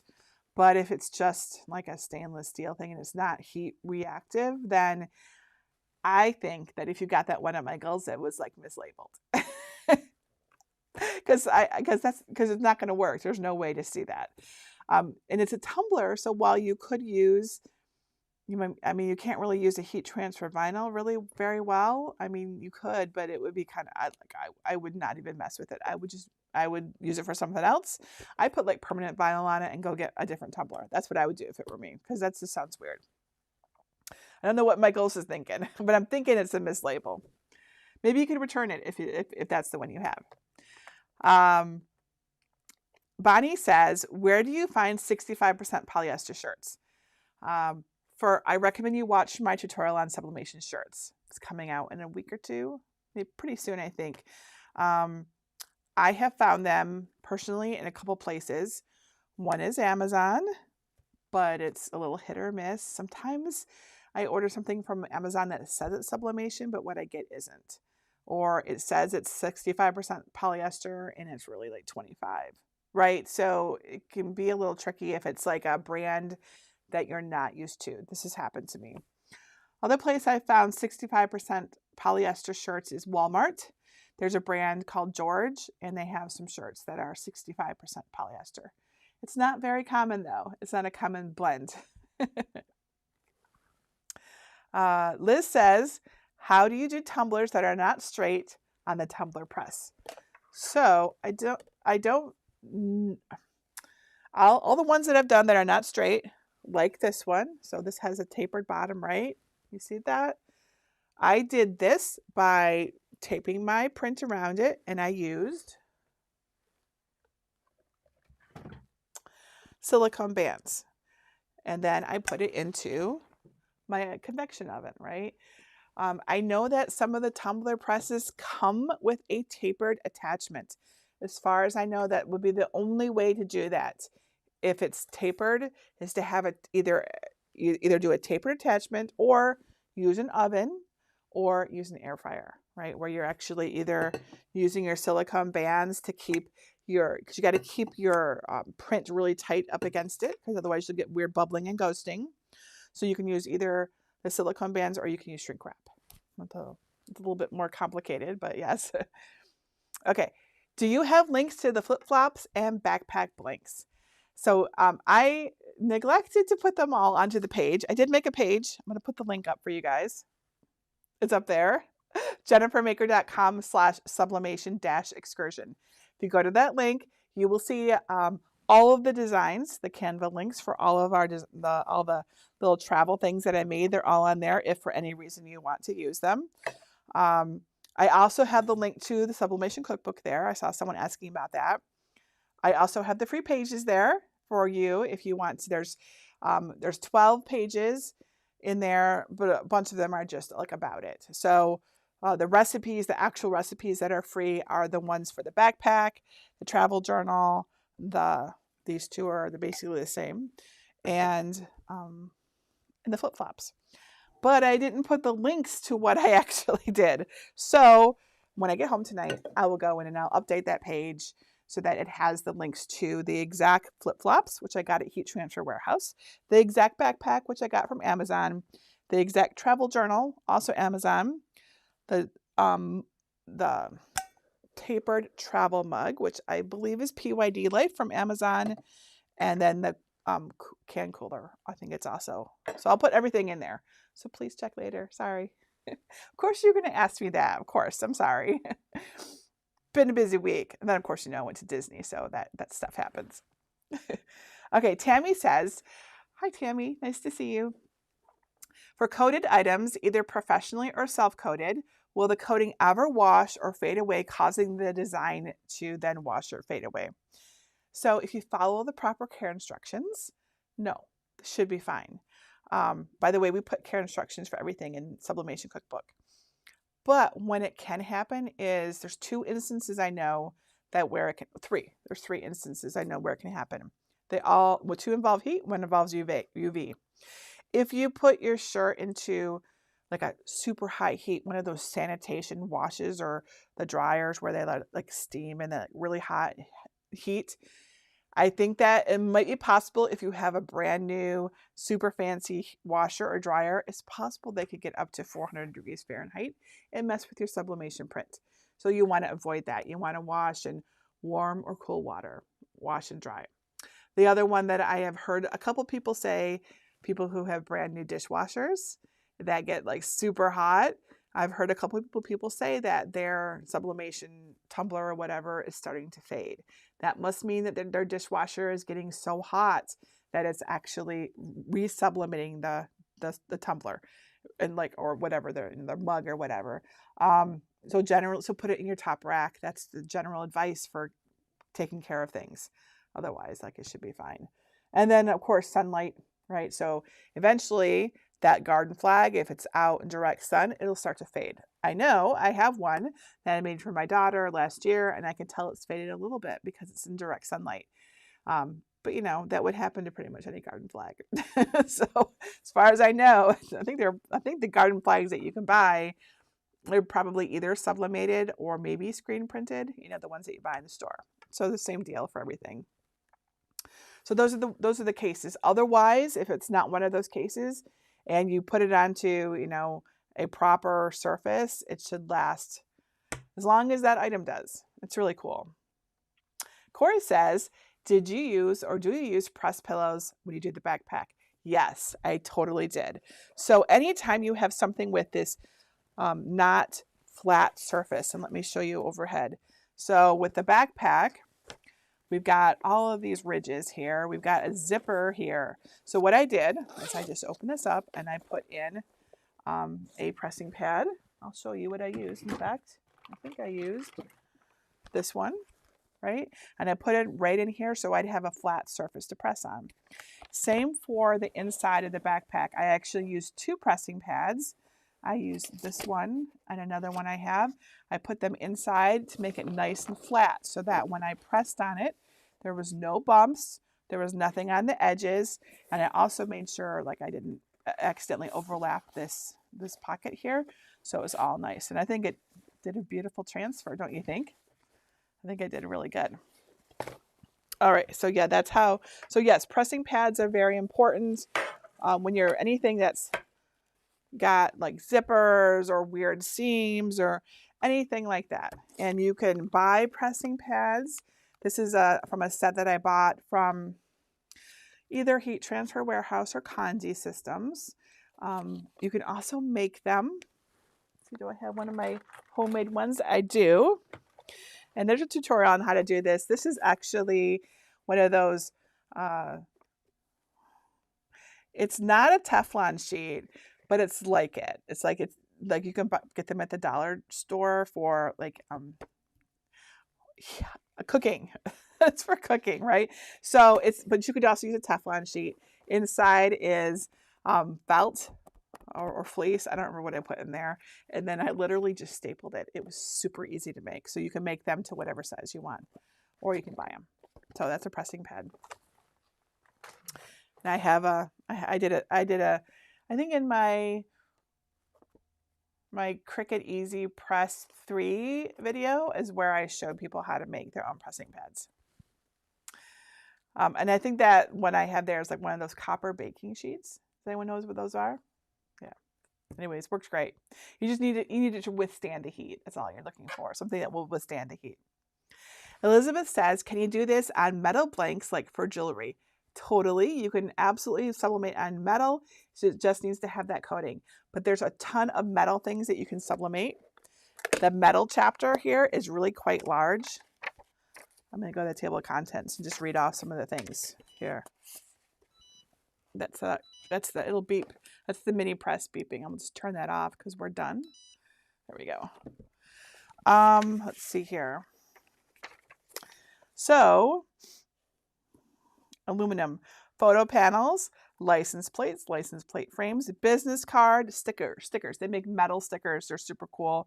Ornaments, wind spinners, and dog tags, and jewelry, and all sorts of things. It just needs to be sublimation friendly, right? So that means it usually has a white coating.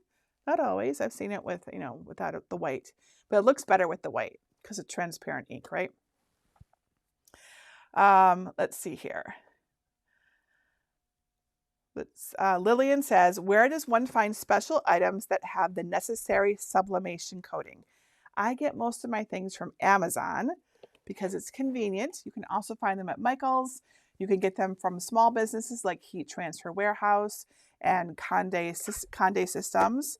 And those are the ones that I know. Artistry has some links. I actually have a blog post about this that might help you.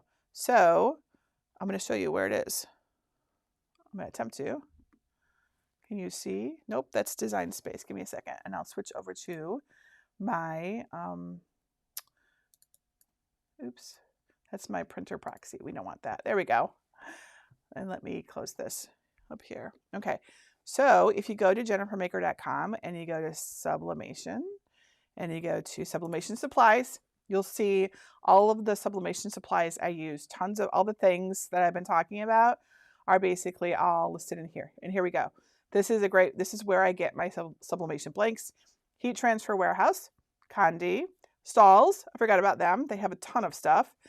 Artistry, Cricut. Cricut has a ton of blanks. They really do. They say they're for infusible ink. They work great for sublimation. Because again, infusible ink is sublimation, right?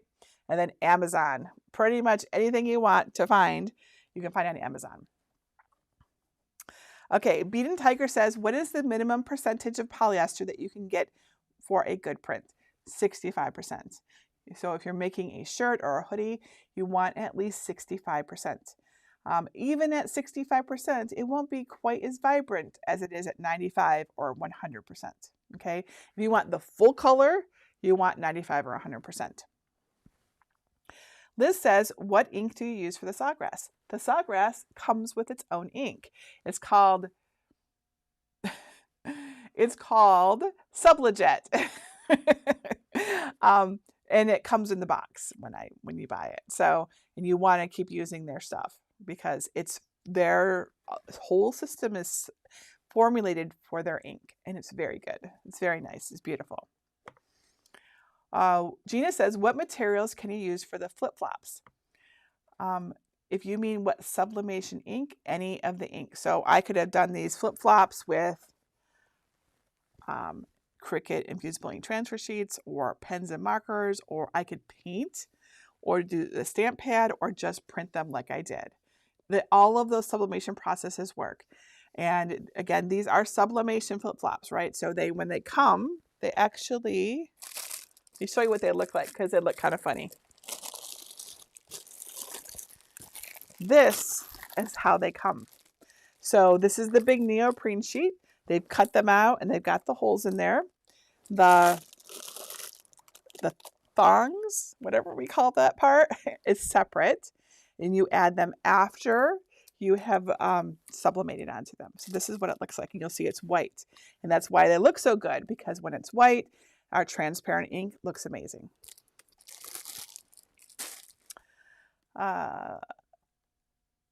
Diana says, do you need sublimation paper when you're using the pens and markers? No, actually you don't. Laser copy paper works just fine. That said, if you have sublimation paper and don't have laser copy paper, you can totally use that. It's fine to use it, but you don't have to. Laser copy paper is good enough for the infusible ink pens and markers. Ardith says, what brand of convection oven do you use for sublimation? I actually have 3 brands here in this space. I don't think you can see all 3, but you can see 2 of them. This is the Heat Transfer Walla Press. This is from Heat Transfer Warehouse. It is really nice, and it might be the cheapest of the 3 that I have right here. This is really cool. Down here, can you see this one right here? That is the Oster convection oven. It's got like a double door, right? So I have used that many times. It's linked in many of my tutorials if you want to find that exact one. And then up there where you can't quite see it is the PYD Life convection oven. It looks just like the Walla oven right here, but it's like a light blue instead of teal. That's really the only difference. Like I said earlier, I think it's the same manufacturer that's making them. Tricia says, can you put more than 1 item at a time in those ovens? I think you can. I haven't though. I've only put 1 thing at a time. But let's see if I can get the little tray out to show you. Totally, you totally could. Let me show you what this looks like. I bet you could get 3 tumblers in here. Just put this on the floor. It's not going to fit right now. There we go. Oops, it's falling off the back here. That's not good. We don't want to do that. Okay. This is the basket that's in there. So you could definitely, maybe not 3 of, oh, maybe you could get 3 of these. But yeah, see, it's pretty big. So you could totally get a bunch of them in here. And there's like 2 positions for it too. So if you've got something like taller, like mugs or something, they could probably just sit right on top of that. And again, I didn't have to rotate it on that basket. It was really nice. It worked great. I also have a tumbler press, by the way, and a mug press. So different things for different purposes. I want to caution everyone right away. Like, I have a lot of stuff. You don't need all this stuff. I have a lot of stuff because I'm a teacher and I like to share what I make with you. So I tend to have a lot of things because it's what I do. But you can start very simply. You can start with the mini Easy Press, a pack of infusible ink pens, and a polyester shirt you have in your closet, right? You can start very, very inexpensively. I think the Cricut Easy Press has even been on sale lately. Okay, Beth says, have you tried a toaster oven for sublimation? I don't think they get hot enough. So there might be some out there that do, right? There's a lot of ovens out there. I have not personally tried a toaster oven. Some people might consider that little Oster down there a toaster oven, but it's not. It's a convection oven. If your toaster oven does convection and it can get up to 400 degrees, then it's fine. You can use it. But if it doesn't have that, if it doesn't have the temperature control, it's still possible, but you'd have to make sure it actually gets hot enough by measuring it in other ways. Carol Ann says, do tumblers need the shrink wraps? I didn't use shrink wrap. I use silicone bands. So you just want one of the two, right? You need to make sure that your print is kept on to your project. I have a tutorial on this. If you want to watch it so you can see, we actually did it a variety of different ways so you could see. We even did it with a heat gun, as I recall, so that you can see the differences. But yes, there's a tutorial on how to do tumblers. Okay, Sandy says, if you sublimate on something like the backpack, how do you get it flat enough to press evenly? You use the pressing pads. You just things that you put inside to lift them up so that your surface is nice and flat, right? Of course, that means that it would be really tough to do like a full coverage of this backpack. I wouldn't personally even attempt it, because even though I'm sure with some patience, I could get every surface perfectly flat, honestly though, matching all of that stuff up, it doesn't sound like any fun to me. So with something like this, you're going to be putting it on the nice big flat surfaces, right, to get the best effect. Billy says, why don't you use butcher paper on your mat? You totally can. So let's switch over here. So I used cardstock, right? And then I put my sublimation blank on it, and then my prints, and then my butcher paper. You could just use butcher paper, right?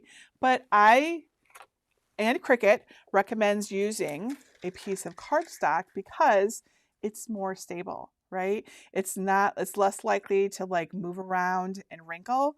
And when you're putting pressure on it, that can happen. So you can feel free to try it, see if you like it, right? So you could do it like this instead. Just note that, see, it's not as stable, right, as the cardstock is. So I like to use cardstock on the bottom of my sandwich and butcher paper on the top of my sandwich.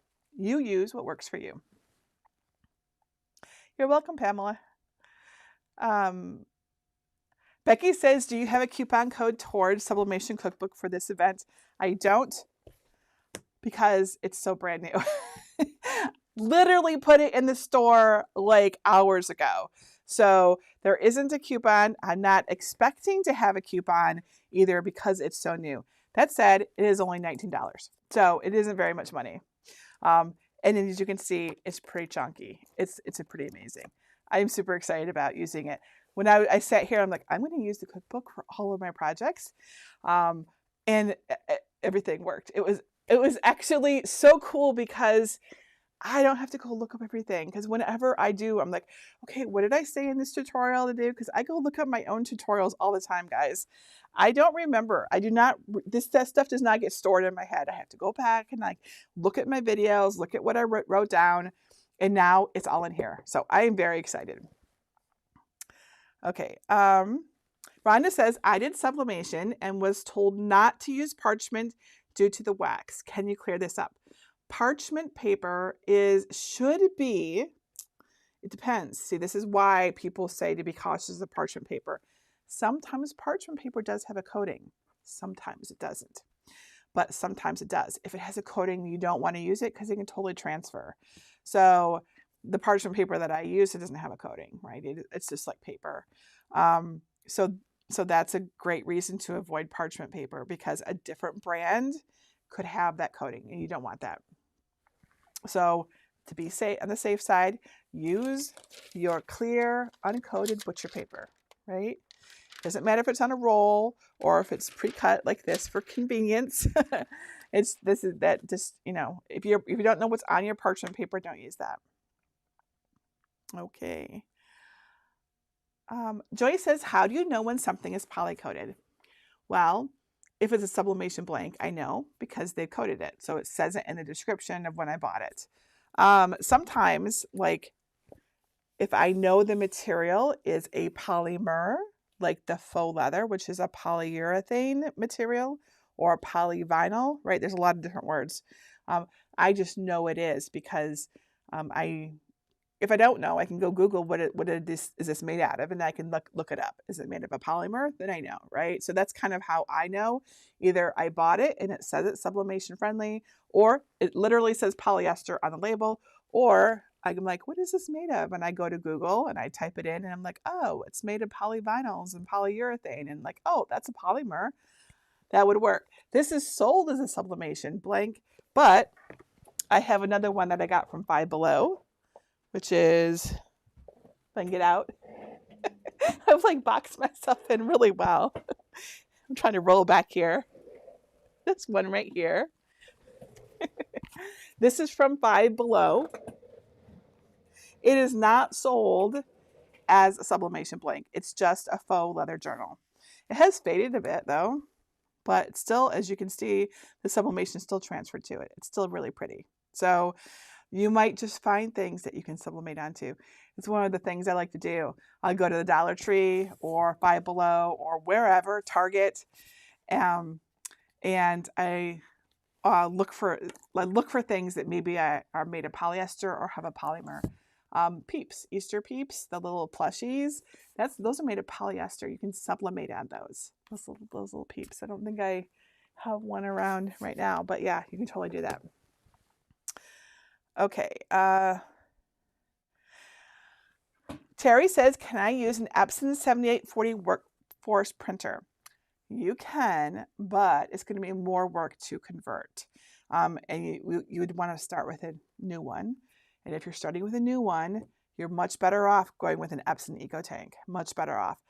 With the Epson EcoTank, you can just, let's see if I can show you here. You can just flip these up and put the ink in them. You just take the bottle, flip it over, ink goes into there. It's called the EcoTank. You can see here, there's little windows that show your ink levels. Very easy to fill. The Workforce, on the other hand, uses cartridges. So you have to get empty cartridges, which are not easy to find. I had to order mine from Amazon and it took 2 weeks to get here. Then you have to use a syringe. And you put the syringe into the top of the cartridge. You take the ink out with a syringe and then you put it into the cartridge and you press it down and you hope you don't mess it up and get air bubbles. It is possible. A lot of people used to use the Epson Workforces before they discovered that the Epson EcoTanks were actually better. So you'll see some videos out there still, and I do have one and it is converted, but it wasn't fun. So the answer is yes, but if you have a choice, get the Epson EcoTank instead. Okay, and I see lots of questions about where I got things. I promise to put everything on the page later tonight. Can you tell me the difference between the heat oven and the big mug press? Which is better for mugs? It depends. If you ever want to do a tumblers, probably you'd like a convection oven instead, right? If you're only going to do mugs, the mug press is really convenient. The Cricut mug press is the most convenient, but I don't think it has quite the same range as like some of the other mug presses, which can go a little bigger and a little smaller, but they're not as user friendly. I personally prefer the Cricut mug press. It just can't do all the sizes. So probably if I thought I was going to do anything other than mugs, I probably would get the convection oven because it's pretty cool. It does take more space though. So, there's lots of pros and cons to everything, right? How do I use the pens on the mugs? I have a tutorial for that. I have a couple, in fact. I have one that shows you how to put your own pictures, like draw them on. And then one that shows you how to do this cool technique that uses your Cricut to create a template. And let me show you up close because I think this is one of my favorite mugs. It's my dot monogram mug. And so this is pen. So isn't that pretty? And then there's another one, and I don't have that mug with me right now. Looking to see if I don't see it right now. But so you can use your pen to draw designs on it and then transfer it. So look for my tutorials. I have actually a couple of tutorials on using infusible ink on mugs. Okay. Do you think Design Space will ever allow us to print directly to the printer without the print and cut feature, as there are times when you just want to print your design and cut out yourself for sublimation? I have no idea. Cricut does not tell me anything. Do I think that they would? If they embrace sublimation more than just using infusible ink, yeah, I think it's a possibility, but I don't know if that's going to happen. That's just me speculating. So I suspect not. The print and cut feature is a really big part of Cricut, but it's not a big deal to cut off the black. Honestly, you want to cut off your edges anyways. I didn't even mention that. Always cut off your edges. It's really easy to pick up ink along the edge of your sheet that can transfer to your project. So you should always be trimming them or tearing them anyways. It's not that big of a deal to trim them inside the edges, in my personal opinion. So I don't worry about that. If you're worried about it, don't print from Cricut Design Space. Print from Google Docs, Microsoft Word, Photoshop, Illustrator, Inkscape. There's lots of other places that you can print from instead. But Cricut Design Space is really convenient, and I tend to use that the most, I'll be honest. Why do I turn off bleed? Because we don't need it for sublimation. And it can, not only do we not need it, bleed basically just kind of makes your image a little bigger so that when you do print and cut, all your edges are nice and clean. So if we do that on our sublimation designs, it'll like make them all like chubby. I don't know how else to say it. It like bloats them. It makes them big and puffy. Like it adds to the design, and it's not what you want. You don't want weird things around the edges because you're not doing print and cut. So you could turn off add bleed when you do print and cut. Patricia says, can you use Teflon sheets here instead? And I'm guessing you're asking about the blowout paper, right? And so no, you don't want to use Teflon. Teflon can actually trap moisture. And if there's a lot of moisture in your project, on your blank, whatever, you can get blurring and other weirdness. And you don't want that. No blurring, no ghosting, no moisture. You want to minimize moisture as much as possible. So no Teflon for sublimation. How many times can you use the butcher paper? Technically, you're supposed to use it once because, let's see, did it transfer? I don't really see any transferred to it, but it can. You'll usually be able to see it. If you don't see anything transferred to your butcher paper, it's probably safe to use again, unless you're doing like yellow, in which case it might not be seen. But you can use it if it's clean. If it's not clean or you don't want to take the chance, get a new sheet of paper. So that otherwise, when you heat it up, it will transfer that ink again. I'm sure plenty of people have done that before. Tricia says, can you double heat like you did on the notebook? So when I double heated it, you might remember that I tried to keep my mini easy press right at the corner, because if you do double heat it, it will actually resublimate and it'll fade it just a little bit. It might not be enough to notice unless there's a line, where you double heated it, and you'll see like it's a little bit faded. So you want to avoid double heating it if you can, right? If you're going to do the whole thing, double heat the whole thing, it's probably okay. But still, I avoid it. I don't, I make sure I do it. And if I have to do it because I messed up, because that totally happens like all the time, then I keep my easy press or my heat press just in that part so that I minimize my issues. Denise says, when it comes to the mini, how do we know how long to leave it on there? It's not like the Easy Press where you put in the temperature and time. So you have to time yourself like I did. I put the timer up on the screen. The Cricut Heat Guide will give you some guidance. And also, if you know the time and temperature for the Easy Press or a heat press, you can extrapolate from that. Or we put all the times in here.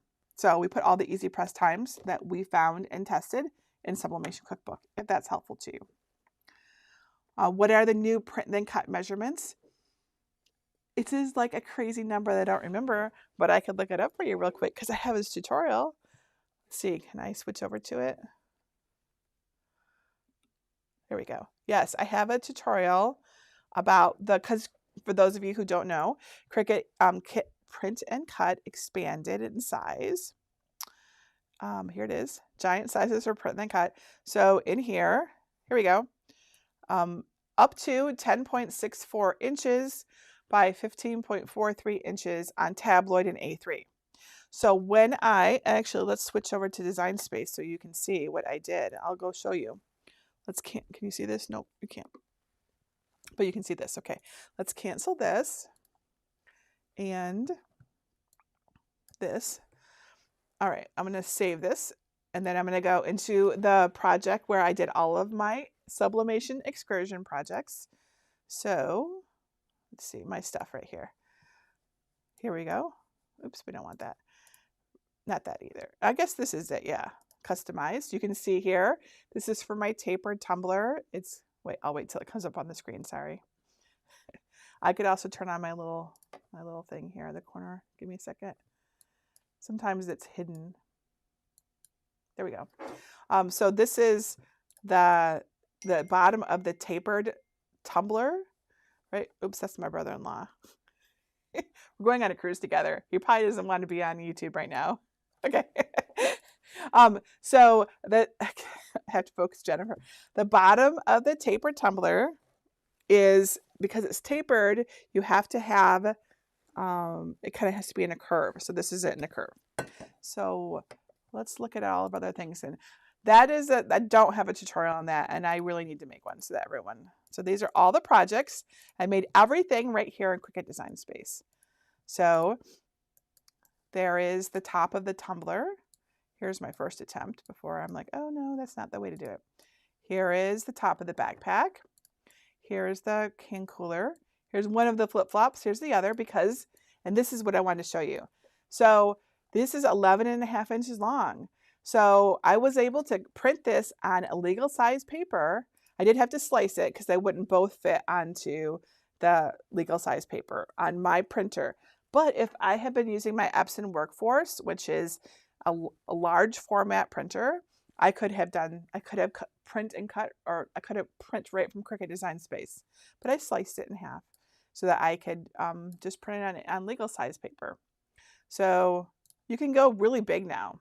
It's really cool. Here's the bottom of the tumbler right there. So this one I should hide. There's a lot of slicing. I have a tutorial on that too if you don't know how to do slicing. But that's it. Okay. What does flatten mean? Flatten means to take layered things and swoosh them all down into one layer. So when we do print then cut on Cricut, in Cricut Design Space, we want to flatten everything. Otherwise, it'll print just the layers, and it'll kind of be, often it'll be like spread around the mat. You could use attach instead. That would work instead of flatten. But I just kind of flatten everything by default. Okay, I want to get I have a few more questions here. Inez says, if I save to a PNG, if I save a PNG to a PDF, will it change the quality of the image? It could, yeah. It totally depends on how the PDF is saved. There could be compression added to images inside a PDF. So yes, it can change the quality of the image, and that would be determined in the saving process. So it would just depend on where you were. Inez also asks, what is the best PNG pixel to use for quality image transfer? So as I mentioned, all of my designs here are made in Canva. So the default PNG Resolution works great from Canva, if that's helpful. Generally 300 DPI is what you'd be looking for. If that helps, DPI means dots per inch. That's a perfect resolution. The human eye can't really perceive anything higher than that. And our printers generally don't even print anything better. They totally can. But in the transferring of it, that's my general rule, at least 300 DPI. You can't really tell. Everything looks nice and sharp. But if you're using Canva, the default works fine, as long as you have it sized properly. Carol Ann says, can we sublimate onto faux leather in general? You can, right? I can't vouch for all faux leather, and you'll want it to be white or light colored, but yes, you can sublimate onto faux leather. Your mileage may vary, though. That's what I'll say. Different quality layers there. Dana says, what type of laminate do you recommend? We use the stuff from Staples, our office supply store. I don't even know what brand it was. It might have been Staples brand. So it's just regular laminate sheets. In fact, they were like the pouches, and we cut them open. It worked great. They also sell special stuff on Amazon. So as far as I know, they all work fine. So I don't recommend anything special. Marianne says, you mentioned a spray. What is that? So there's a spray. It is linked over in that sublimation supplies list that I have. I will link that over into that page that's here. This one up here, I'll link that into this page tonight. But it's the one that I've been using is called N Goodies, and I get it on Amazon.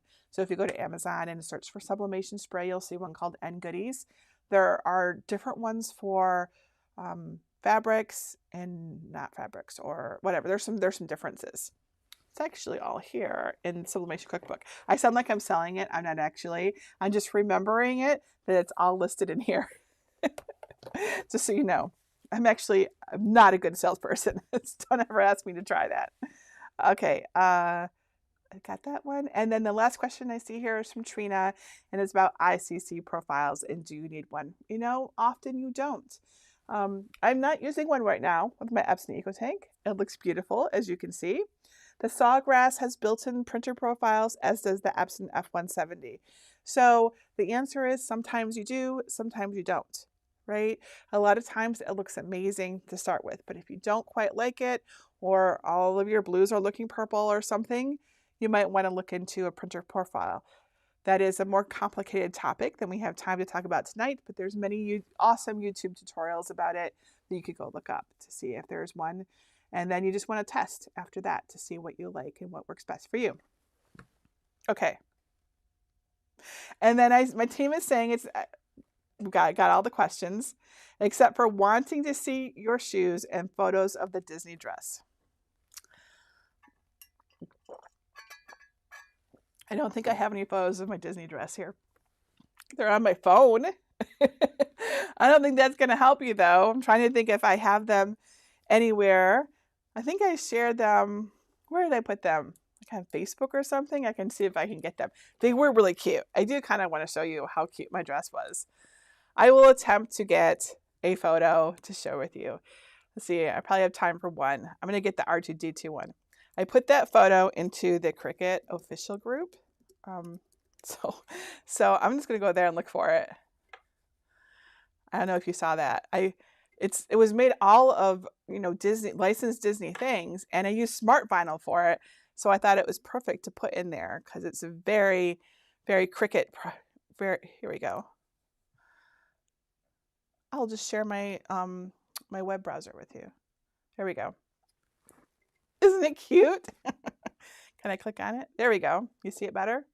Isn't it cute? So this was taken on the Star Wars Galactic Star Cruiser, which is a hotel in Disney World, but it's themed like a cruise ship. It is amazing. It was so cool.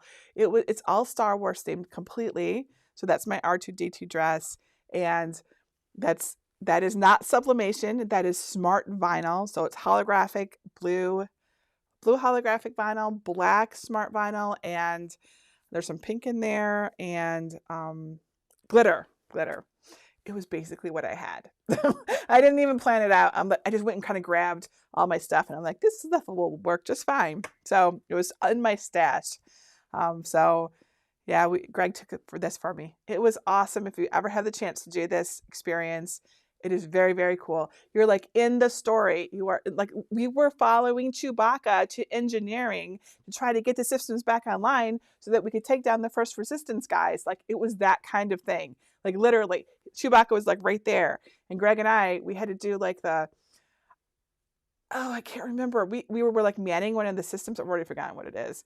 And then later on, no, before that, we had to shoot down some ships, and he was in weapons, and I was doing something else, whatever. It was so fun. It was really fun. I'm a total geek. So yeah, the shoes are blurry, but those are the shoes I'm wearing right now. But unfortunately, I have no way to show them to you. I mean, I guess I could. Oh, if I stand right there, you'll see, but it's so tiny. But it's my rainbow shoes. It's the same shoes. I'm wearing the same ones. I tend to think of these as my sublimation shoes. I'll see if I can stand back here a little bit. You see? See, they're rainbows. I think of them, they're not made with sublimation, but I think of them as my sublimation shoes, and I'll wear them for sublimation projects because they're all colors of the rainbow. So I like to wear a brand of shoes called Hot chocolate design. Need for a shoe cam. I know. We do need a shoe cam. All right. Oh, thank you. Thank you guys for sharing the photos with me. All right. I think it's time to wrap up. Okay. So this link that you see up here, this will lead you to the sneak peek of the Sublimation Cookbook. It is free. There's 12 pages. They're free. Go get them. You'll get all of the directions to make these projects. Have fun. Use them. You're welcome to buy it. No one else knows about this book but you. We're not telling the world about it until next week. But you can get it now, and it's at this link, or it's at sublimationcookbook.com. And I will, after this, I will put the links to the backpack and all these things that I made, our journal, and I'll link in other things for you as well. And I think that's it. I don't know. Is there anything else I have to do? Did I miss anything?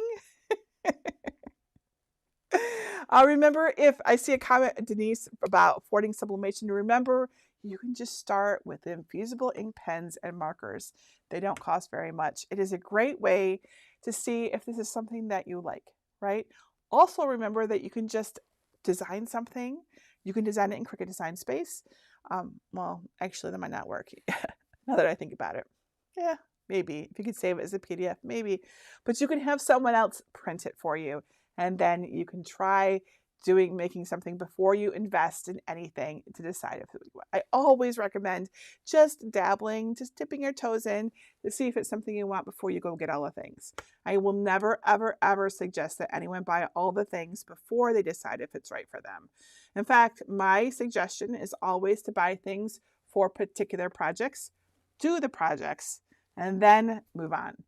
Not to just get all the things before deciding what you want to do. Because honestly, what usually happens is you don't have the stuff that you need anyways, and you have to just go get other stuff. So that's not a good way to do it. Just focus, laser focus. The Cricut Crafting Adventure is a wonderful way to do this because they're very specific projects, right? All the materials and tools are right there. Pick one of the projects, get just the stuff for that, do that one, and then come back, try a new project. There's so many wonderful, wonderful projects in Cricut Crafting Adventure. Lots of my friends are participating. They are awesome. I highly recommend all of the sessions. Please go to them, tell them that they're doing a good job. The feedback means so much to us. I can't tell you what a big deal it is. And be sure to thank our organizers, Jen and Amy. This is their very first event, their very first summit. It's a big deal. They're probably exhausted. This is a very big deal, and they're doing a phenomenal job. So when you see them in the Facebook group or anywhere, just tell them that they're doing a great job because it's important to all of us, right? Okay. I'm going to wrap up now. Thank you all for joining me for my live sublimation excursion. Thank you to my team for helping out in the chat and passing me questions and helping me when I had questions. And thank you to Greg, who's been so patiently helping me all day, really all the time. He's always here and helping me, and I really appreciate him. So that's it. Have a wonderful night. Watch this link here for more information, and I'll see you around Cricut Crafting Adventure. Bye, everybody.